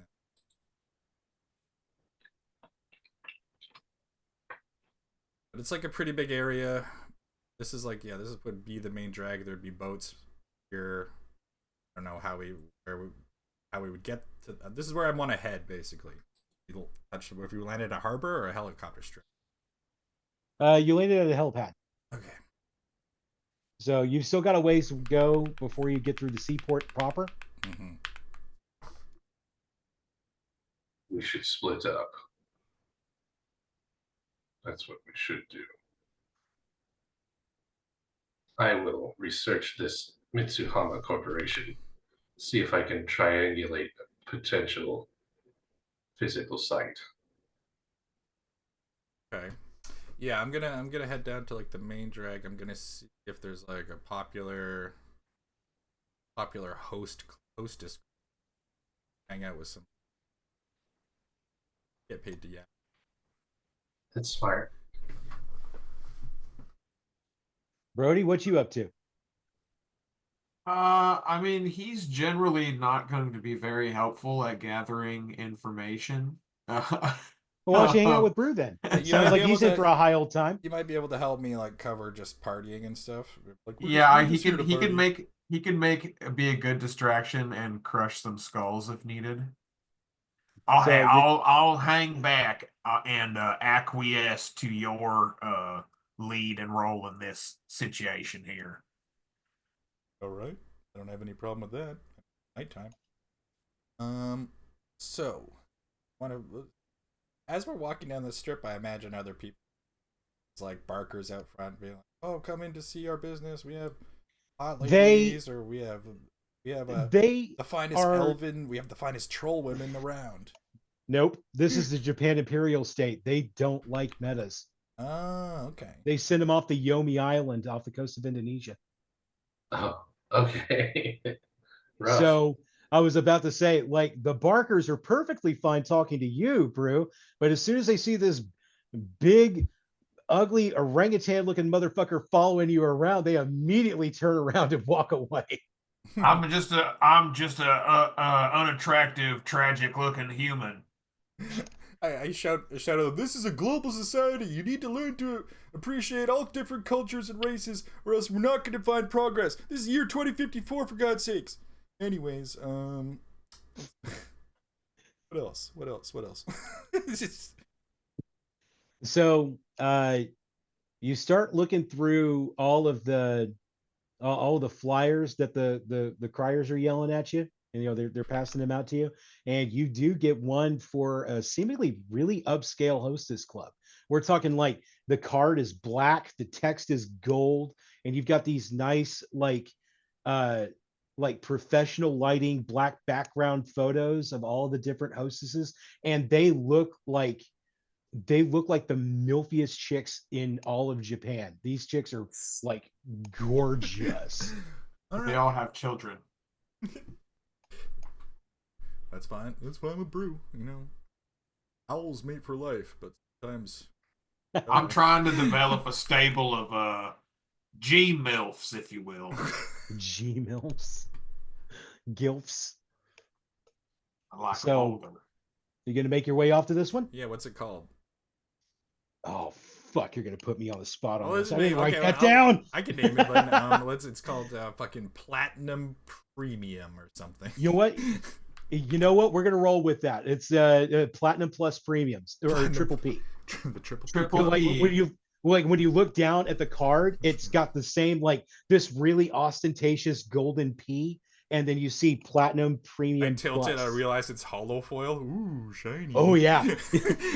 But it's just that one P. Like the rest of it's got that nice gloss. like you're holding a photo, but that P is like the hollow foil shit. Gonna head down there. And so you start to make your way out there. Um, there's no entrance fee just yet, Mm. but then when you go to sit down at the table, that's when the menu pops up from the AR menu, from the AR screen up top. It's very similar technology to the Hollow Room, and you just kind of like touch screen your way through it, and then you see a picture of somebody you like. You touch the picture, zooms out, you get a full Try body to shot. select You get someone a who portrait definitely shot. is noted, like speaks English. All of them do. Okay, good. Yeah, with the prices that you're going to have to pay to spend even an hour with any one of these women, Mm-hmm. even the cheapest one is like $6,000. The 6,000 an hour. Like they are not cheap. Let's see. Yeah, they're almost like It's like it's just geisha, an like AR. It's traditional. just an AR menu. But if I were to astrally perceive, could I tell if any from their photo? No, because like you said, it's just an AR menu. However, you do catch the occasional whiff of an awakened aura through many of the people walking through, like a couple of the bartenders, a couple of the waitresses, they're awakened. A few of the clients, they're awakened. And if you like focus on a booth, because you have to kind of cut through the privacy a little bit. Mm. Actually, that's a good point. Like some of the privacy is only visual, so There's like thin privacy screens, but you can still hear murmurs and stuff. you can still hear murmurs, and you can also still astrally perceive whether or not one or both parties inside are awakened. But there are also a couple of booths that are astrally private. Ooh, It just looks like a wall. sounds excellent. Wow, that's crazy. So I would select that booth. I mean, we have 18,000 million. Yeah, we select a booth. We select pretty broad with some big cans. Now we just select whoever looks like friendly. And then once she gets here, I want to butter her up. So the point of these hostess clubs is to sell alcohol at extremely marked up prices. So I'm gonna buy the stupid gold platinum pressed flaked vodka. Goldschlager over here. Yeah. All right. So we run out there, and what happens is We this are playing lovely Yakuza woman right now. Mhm. in like a shimmery maroon dress comes out, and she pulls up the like the astral fold, basically, which is kind of like a curtain. Like it's just as much a physical curtain as it is an astral one. And she just like you see the strings in her hands when she pulls them open, and then she does the proper bow. Ohayo konbanwa, ohayo gozaimasu.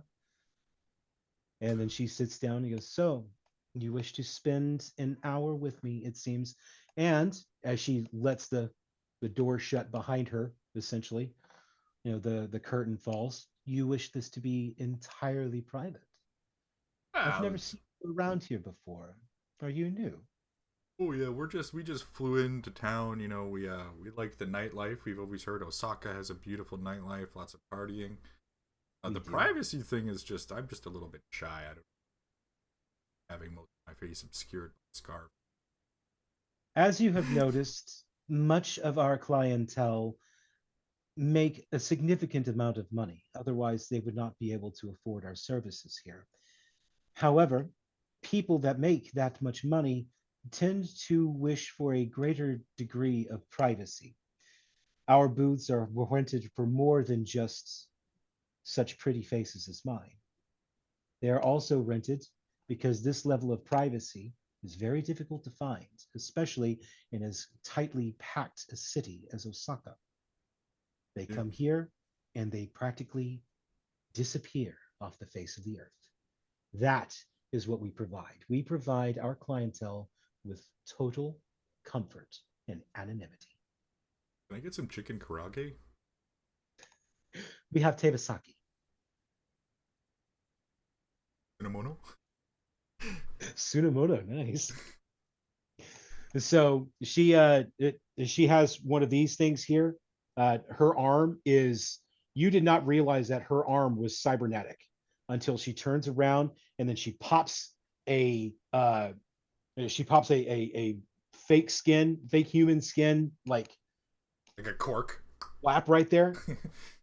And there's a monitor on the other side of the plate, and then there's a keyboard where the plate was. And then she just starts typing a message, closes.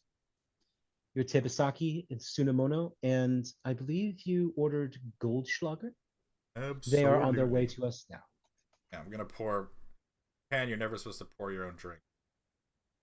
Guess I'll let her pour.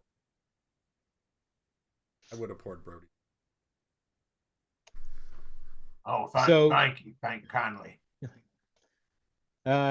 What arrives is your Tsunamono, your Tebasaki, in these nice sticks, by the way, and they were nice enough to even pull the wing bones out of the meat before they secured them. So double plus. And you get both your Goldschlager and her 4 roses. Oh, like symbolic. Okay. You said you poured Brody's drink. Yeah. They're like, oh, I see you understand the customs of our area. At which point she grabs the Goldschlager, pours your glass. Spend a lot of time My in the fo- astral realm. I don't really travel, but I've talked to a lot of spirits from different places. Well, perhaps you would show me some spirits of my own. I prefer 4 roses, as you can see. I'm like, go ahead and punch in 2 more roses into your wrist or whatever. So she's already got it's already available. Oh, okay. It's just sitting there. She even gestures towards it. Oh, I hand her the okay. Roses. Okay, so You've never heard of 4 Roses? never heard of this one. So 4 Roses is a brand of liquor. It's oh. popular. It used to be popular amongst I Yakuza thought in she the was late literally 90s, just. early 2000s. Oh, I thought she literally just had 4. Yeah, she gestures at the bottle of 4 Roses and says, Oh, I'll as you pour. can see, Yeah, I'll pour her some. Her drink. Arigato gozaimashita. So, gentlemen, forgive me for being prodding, but what brings you to Osaka? Well, we're in town because we heard there's a Mitsuhama Corporation. Mitsuhama Corporation is Yep. going to do a merger. We heard there's going to be a big swanky party. Seafood.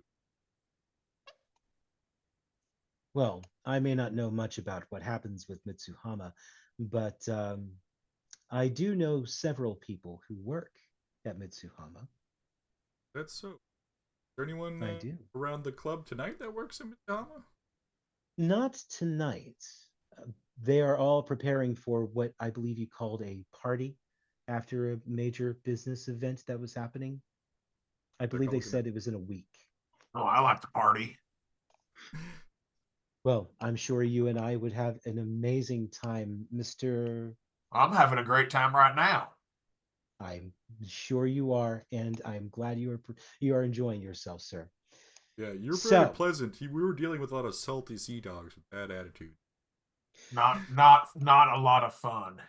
Well, with our particular line of work, we get some true gentlemen, and then we get some real ruffians. In fact, one of them also works for Mitsuhama. And if I ever see that Daisuke again, the security is not going to be the only people he has to worry about. I don't care about his anger problems. Taken aback by the gossip that she's spilling, I'm like, oh wow, is he? So he's caused a ruckus around here then. Maybe not around here. I've spoken too much, but information demands to be free I sometimes. top up her glass of 4 roses. Indeed. Hey, speak Yeah. your And truth, sister. Speak your truth. She picks it up. She goes, "In vino veritas, campai." Shoots the whole fucking shot down. Calmly places the drink down. Daisuke is not a nice man. I know he apparently has a rather important position with Mitsuhama, but that is no excuse for the behavior that he believes he can get away with. In fact, in my opinion, This just means that he has a greater responsibility as a leader of the people underneath him and also as a representative of his company of such high esteem and regard. So for him to treat me and my other ladies the way he does is shameful. But unfortunately, we need the money. Damn shame. He and his cronies have enough of it, and it is hard to say no to. So every time he's here, our people tend to get edgy, So can you and give our me a security. rundown on the so is Mitz gonna is Daisuke, is he the Hama Corporation? We don't know. He tends not to speak too much on business matters when he's here. I believe he's one of those types who, when he clocks out, so to speak, he no longer exists at his job. It's almost like he has better things to do with himself. So the Japanese are a somewhat more forward thinking group of people than many would like them to believe they are. In particular, other Japanese, the old guard in particular. Well, Brody, can you think of any other questions that we had this nice lady, or do you think Uh, we should come back? you said that there was a party happening. You know how, when, and where this big party might be with these business fellers? We got a friend that works for this Mitsubishi company. Um, Mitsuhama. yeah, that's the one. And we're looking for him. And he told us he wants to party with us, but we seem to have lost his number. That is unfortunate. However, Mitsuhama's call sheet, as it were, is very easily accessible through the net. You should try finding your friend there. As for the people who are invited to this party, I assure you, if your friend is on that contact list, he is not invited to this party. Okay, well, hey, listen, I was just joshing with you a little bit. We're I understand.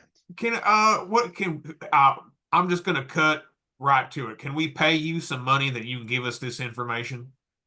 Hmm. Let me have a drink on that. Maybe another shot of Four Roses would be nice. Maybe a whole bottle. The Hey, whole bottle is let's here. party. Brew The whole pulls out bottle is here, after all. a yellow sticky pad and a black crayon. He writes "brew" and his contact number on it, and then he rips it off, and then he hands it to her like a Japanese man handing over a business card. Ah, and she receives it likewise. Likewise, look at so brew. Yeah, indeed. For what purpose shall I use this particular call number? Give us a call if Daisuke is in the club. Hmm, Speak with him before the party. very well. I will keep this in mind. And she reaches into her lady pocket, Mm-hmm. folds Oh, up the post-it yes. note and tucks it in right there. And the Adjusts. other guy, the womanizer and Kimiko. What's the French guy's name? Laterno? Yeah, Francois Letourneau. Should ask her about. So, have you seen any other foreigners in Osaka lately? Any Frenchmen? Some Italian, Spaniards? The last time I saw Daisuke, in fact, he was speaking with a man with a French name. I can't remember it. Like Lemuro, No. something along those. Letourneau, that does sound familiar. Daisuke and Letourneau were here several nights ago, and they expected maximum privacy. They took one of the booths in the back, as opposed to one of the more publicly accessible ones like we're sitting in now.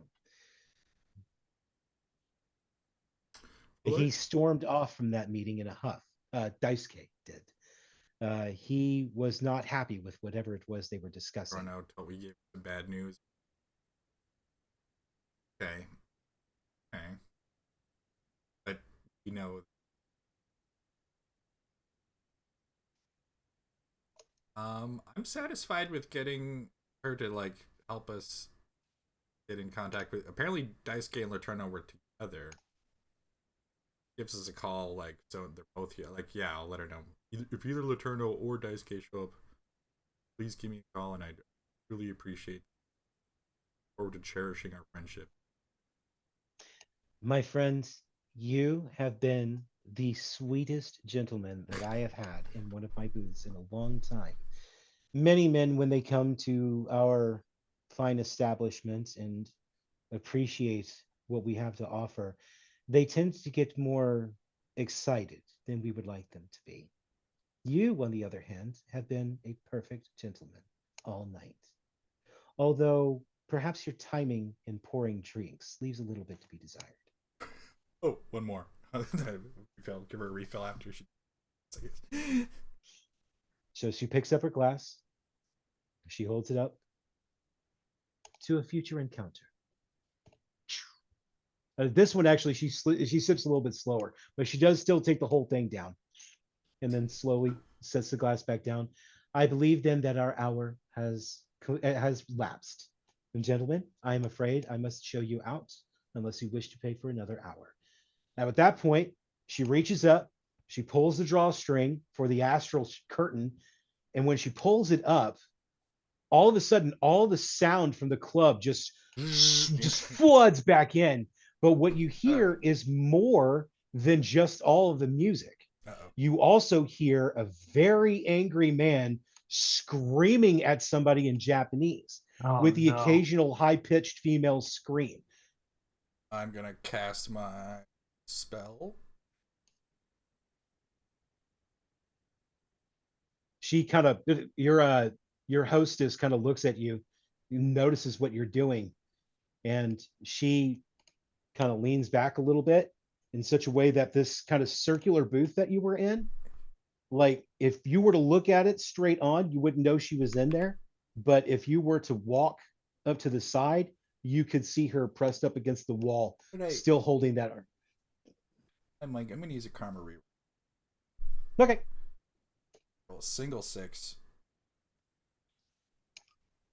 I mean, if anything, if anything, the fact that you the fact that you're essentially doing this as an ambush, Mm-hmm. like nobody knows you're here. Okay, there one success and a full soak. Okay. So you're there, Brody. How are you prepping? He's gonna take a large swig of his booze. Oh, the booze like that the you stuff, the stuff that you carried. That's on the table. Yeah. You've got 3 bottles here. You got the one that you brought in with you. Whiskey. You've got the Goldschlager, and then you got the 4 Roses. He'll take all 3 bottles in his hands. His paid for him anyway. his big troll fingers. He just wraps them around the bottles, and he just kind of dumps Holy all of shit! it in his mouth as he can. Stone Cold Shakes Steve his, Austin. Yeah, shakes his. Doesn't pour him on him. He doesn't want to waste it, but he just like shakes his head around in his mouth and takes a big gulp. And he's like, "Hey, I'm here to party." Your hostess, who's been sitting there looking out the door, trying to make sure nothing's going on, she kind of catches out of the corner of your eye you doing this. She looks at you and then she double takes, like, oh my god, that is a lot of drinking. So then he says, I'm here to party, and he smacks his fist together, and you see like he just starts like radiating heat inside the little booth. And you see her, she holds her hand up to you like, wait, just wait. And she keeps looking out the window. And you see this guy, he's basically dressed up like Cosmo Kiryu, just the way you imagined him. And you see him storming through with a golf club. It's just like a Corporation pin on his lapel. That's what it is. Like, he's got his Mitsuhama Corp lapel on his lapel pin on, and he's just storming through. He's got a couple of guys following him, like big bulky dudes. One's a white guy, one's a black guy. It looks like if Daisuke Matsuzaka was being guarded by the offensive line of the Dallas Cowboys. Just a bunch of big motherfuckers following this dude, this little Japanese guy with a golf club. He just keeps like randomly swinging, and he's drunkenly screaming. And then following that, you have some smaller Japanese looking guys. They also look kind of Yakuza. And they're following the security team who are following this angry Japanese Yakuza guy. And he's just like stumbling through. And then he turns around and you see a woman who looks very important to the establishment because she was following the next security team. This is like the Japanese security team. And he turns around and starts yelling at her in Japanese. And he even starts to point the golf club at her. And like, and every time he says something, he's accentuating with the golf club very drunkenly. Like he's trying to make a point about something. He'll even take it and he'll hold it like a katana. And he's like, oh, you're actually going to attack this guy. Oh, shit. Okay, here we go. You're not going to be allowed back in Japan soon. No, No, you're I'm certainly not going to be weapons. allowed here. I'm not using my weapons, dude. I'm a mage. We're only here for the night. Oh, fuck. You can blame it on someone else if you do your majory right. I didn't bother trying to stat up this dude. Well, let's see how badly I electrocute him then. So he's holding out his golf club. I'm using that as a lightning rod, like fingertip, pointed straight at the end of his golf club, and I'm gonna cast spark. Okay. So force 4, so that's 4 die, right? Magic. Is that a manipulation spell? So I get to use 7 from. And it's nighttime, right? Another 2d6. It's nighttime. Okay, so what's the soak on this one? The soak isn't too bad. 13. You rolled 13 dice. Sorry. I rolled 13 dice last time because you're allowed to roll your full magic pool on soak, and your full body and your full willpower and your full. I always save my pool. So spark, target number 4. How many dice am I taking? I love all the math you're doing here. I know. I got force 4 plus 2. I'm gonna roll 6. I'm gonna roll 8 die, and that gives me 11 to soak. Do it. 2 successes and a full soak. So that's force 4. And then what's the power of the spark again? This is amazing. It's a manipulation spell. Zap the piss out of this fucking guy. I mean, he is waving a lightning rod. You know, he brought it on himself. Basically, If his anyone fault. ever did. Yeah, and I'm Yeah. like, he's yelling at ladies now. These ladies were very nice Why to me do tonight. you make me do this to you? So, let's see. Spell creates a spark of electricity that travels from the spellcaster to the target. The damage code for this deck is force M. Every 2 successes increases the Why? damage code by 1 level. So that means that it is it's 4 out of moderate to serious, 4 serious. And then body, right? Just your body. Oh, you could use 1/2 of your impact armor. It's the power of the. He doesn't. He's just wearing Trey chic clothing. So Yep. roll your body at a target number of.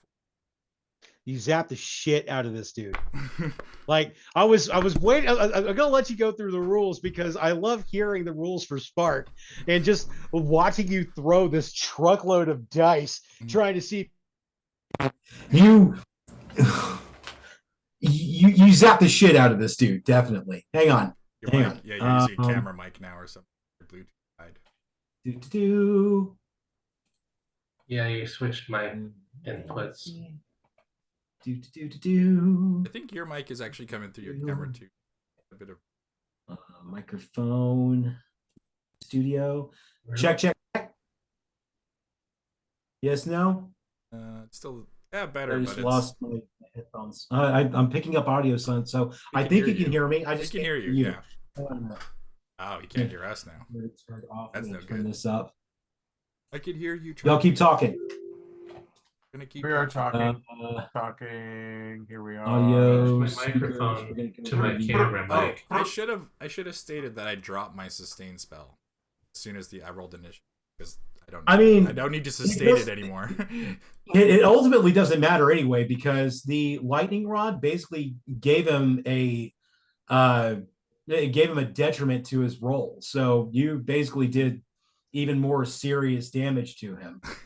That basically counted as an additional success. Mm-hmm. That was a +1 success to your roll. So you zap the ever living fuck out of this dude. He it feels like or it looks like you shot him with a 357 at point blank. He just like legs kick out from underneath him. He slams down on the ground, twitching in electricity. And the guards are looking around trying to figure out what the fuck just happened. Is this guy okay? Who the fuck just did that? Is there any cover? Where can we go? Where can we take this guy? What the fuck is going on? I don't know. Everybody's just like, and once it's a scene kind of reminiscent of Club Emerald, where anybody who was around, they just all pack up and go. But what happens is this. Were you still in the booth or were you kind of outside a little bit? I think I reached my finger through the crack in the astral curtain. And you just went, yeah. So while you do that, your hand gets grabbed as you start to pull it back in.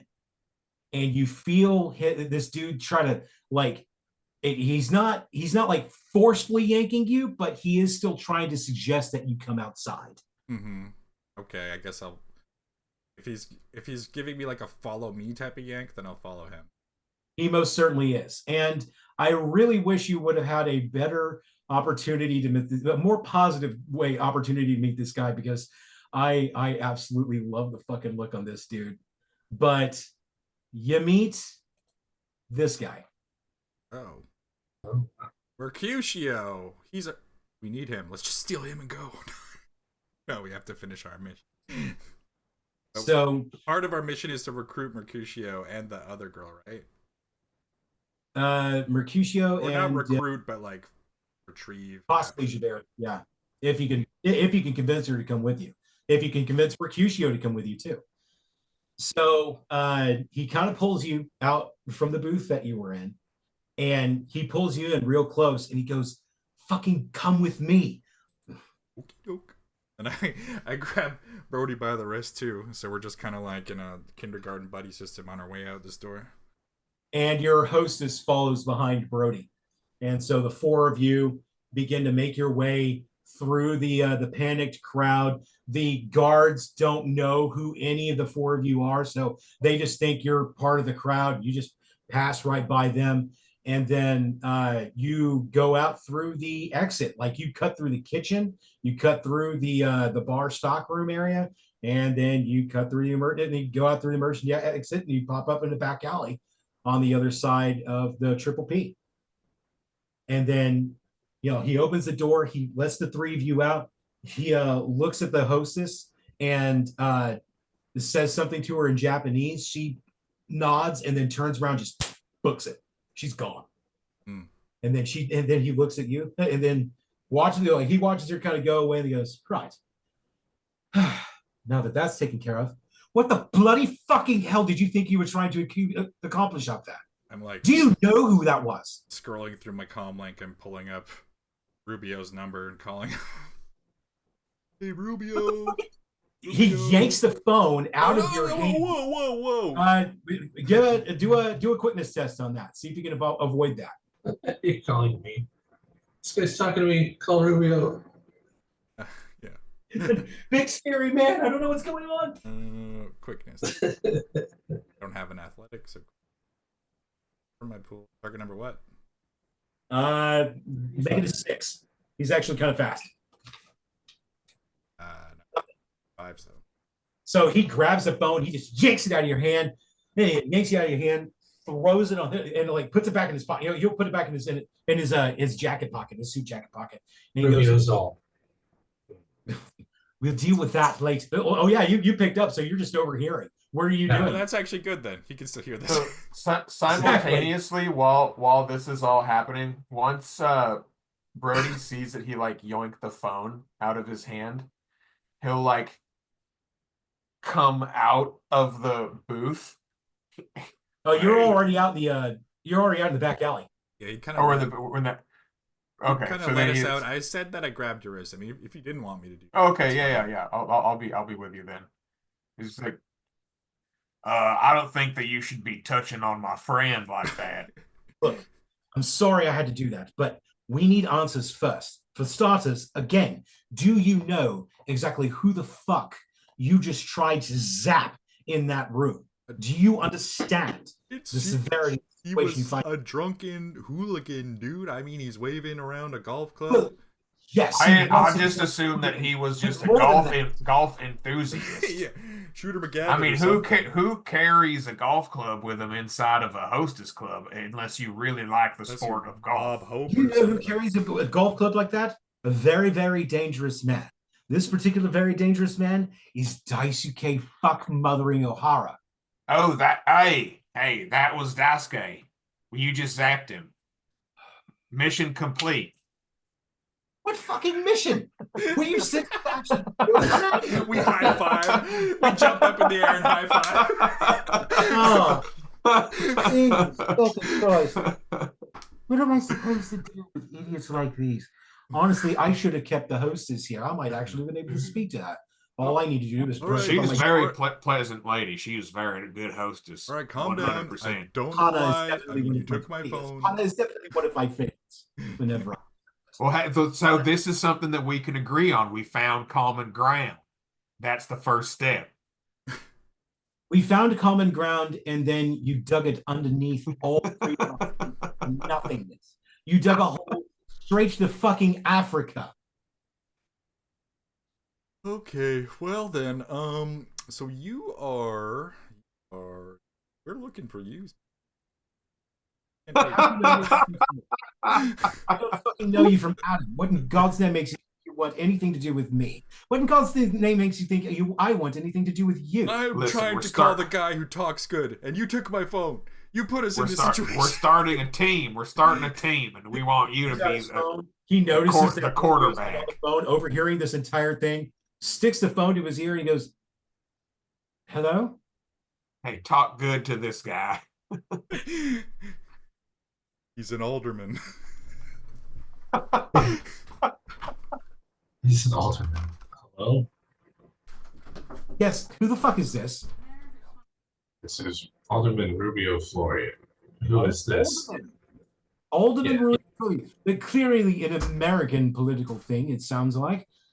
Yes, it is. Look, very well. If you must have names, if we insist upon following formalities after the clusterfuck that just happened at the Triple P, you may refer to me as Mercutio. Well, I've heard about you. Have you now? Because these two say they've been looking for me, and they had no idea who I was when they met me. Well, unfortunately, those two are easily distracted. I'm going to put you on speaker. Is there any way I can put that? You hear him start to filling, right? Put this on speak. Why am I using a phone in my hand? Are these things installed nowadays? And he finally finds a speaker phone, and he gives the phone back to Brew. He's like, "Here, take this old piece of shit back." So you're looking for me. Why? Need to recruit you as part of our mission here in Osaka. If you want me to join the people responsible for that bullshit that just happened just recently behind me, that is a hard no. What was this bullshit? I mean, we got the job done. And what job was that, Monkey Man? What job wasn't it? And I don't appreciate your tone. I don't appreciate you stabbing one of the most powerful people in the Mitsuhama Corporation. What's your fucking excuse? Well, hey, listen, Mitsuhama's not even like the top of the tier, cream of the crop here. There's like B squad, all right? No. You don't understand. That man was more than just cream of the crop, as you say, for Mitsuhama, that man was also very, very deeply tied to the Yakuza. He didn't. And not just any Yakuza, there is some strange splinter faction of Yakuza that runs deep underground in Osaka, and he had deep ties with them. As you've noticed, this place is guarded by the sharks themselves, but they maintain some degree of order and, dare I say, respect. Well, shouldn't they be mad at us then and not you? Seems like you're getting worked up over something that's not really your problem. Yeah, All I'm saying is, should we bail further? I mean, it seems like we should bail, but did they see us? I don't think they saw me do it. no, they didn't see you. You could just as easily walk away from here. I'm not. It's not I'm really very, very the much. objective. What was that again, Mr. Man on the phone? I said walking away isn't really the objective. Just come look at our boat. Your Uh, boat. we need to find a hotel to stay in Osaka for like. Ooh, maybe this guy. You have a place where we can all meet up and maybe we can talk this out more calmly. Yes, it's called Any Place But Here. What about your house? Well, take us to any place but here. How far away is that? He pulls his comm link. He pulls his comm link. He's got like one of those little smartwatch things, and it projects an AR, and he starts thumbing through Grid Guide and finds Grid Ride and pulls up a car.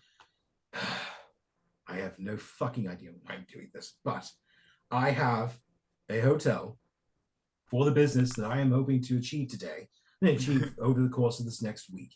I will be here for a while. We can stay at this one room. You can give me a better rundown of what we are expecting of each other, since apparently you're looking for me, right, Mr. Phone Man? Yes. We So- found you. If there is any way Got that him. I can get the three of you to come and meet me so that we can discuss the particulars of the matter at hand. We're gonna go with you right now. Very well. Yes, I will meet you there. I assure you, we are working for people who appear far more professional than we. Okay, so we're going to bounce back to you then. Rubio, you hang up the phone with Mercutio. What you up to? Yeah, what did you do tonight? Rubio had Mitch get him a VIP room at a luxury data cafe. Okay. And you're just pulling up as much metadata as you can about Mitsuhama. And so you've basically got the workup on that. As a matter of fact, now that you've done that, I'm gonna let you have you already have a corporate etiquette, right? I have a street etiquette actually. You have a street etiquette. Give Yeah, yourself he's for the people. give yourself 1 point in corporate etiquette as well. Okay. It's for the people. Because sorting through all of that information for Mitsuhama, you not only know everything there is to know about Mitsuhama, you also kind of started putting together with your political experience how the Zaibatsu concept works. So now you have a better understanding of how Japanese corporations work. Nice. Yeah, he's kind of put it all together from his day of research here. And he's satisfied, and he's going to go ahead and stand up and head off to meet up with these guys. But that's what he was doing. He had Mensch hook him up with a VIP room, so it was all privatized and everything. And yeah, and now he's got himself transportation. Wait, I thought Minch was back in Washington. He's trying to make sure your alderman duties are being taken care of. I guess Yeah. you're meeting. Oh yeah, Mensch is right here in his ear at Nice. all times, regardless of what he's doing. He's like, So you were actually attacking it from two different nodes, which is even better for your anonymity. Nice catch. "There you So go." we're going to take all that information and you're going to get it all collected. And I guess you're going to take a grid ride to the address that Mercutio pings you while they're on their way to his posh hotel. As well, let's see. You had just gotten off the phone there. There was something else that I was going to try and take care of with you. and I cannot remember what it was. Shit. I'm sure it'll come to me. We'll go over it next week, but this is about all the time that I have, boys and girls, so we got to call it here. Before we go, we're going to do some administrative cleanup. Karma. Everybody gets 3 points of karma. Excellent work from everybody. I love Did we get karma last We time? did not. There was a lot of story. Okay. Yeah, there's too much story, but now you not only had story, you also had like story interaction as Nick well. You missed made out on an extra karma last time, but he actually did the bulk of the combat. Okay with Yep. Game ball, an additional 5 karma go to Brody. Excellent work, basically finishing off all 4 of those guys from the boarding party. Yeah. Excellent work. I'll give an additional 3 to Brew, who conducted himself very well at the hostess bar. You like the way I've been trying to do it is I'm going to give you 1 pass for your character to naturally react, and then if you want to press that, that's when you make a skill roll of some kind. If you just absolutely insist that this is the way that you want to do it, but you failed with your natural reaction with doing that, then we're going to see if the dice have a better plan. You, on the other hand, with the way that you were interacting with the hostess, you did not need any rolls on your part. The smooth operator. Smooth operator indeed. So your combination of just who the character is and your ability to stay in the character as he operated served you well. I think so. And he's not like Percy where I'm gonna be making a lot of rolls. I'm just gonna try to like stay within like the confines of a normal conversation. Yeah. All the more reason then why whenever Brew works well in a social setting, there should be a little bit of a reward for that. I mean, I gave Rubio 1 point in corporate etiquette just because he did a shitload of homework on this gave us all a street etiquette game 1. I forgot to add that. Yep. But it's just like 1. Yeah. If you didn't already have street etiquette of some level, then I gave you 1 base level street etiquette because of your interaction with Jimmy the Finger. Did I get 1 from that, or just do I stay at my 3? You stay at 3. Okay. All right, I think we're just doing some bookkeeping now, so I think we can say goodnight, everybody. Thanks if you checked out the show, and I hope you enjoyed it. Yes, thank you guys. Next week. Next week, every Next Wednesday, week. between usually I think we're starting around 5 p.m. Pacific time now, 8 Eastern. Okay, so good night, everyone. Bye.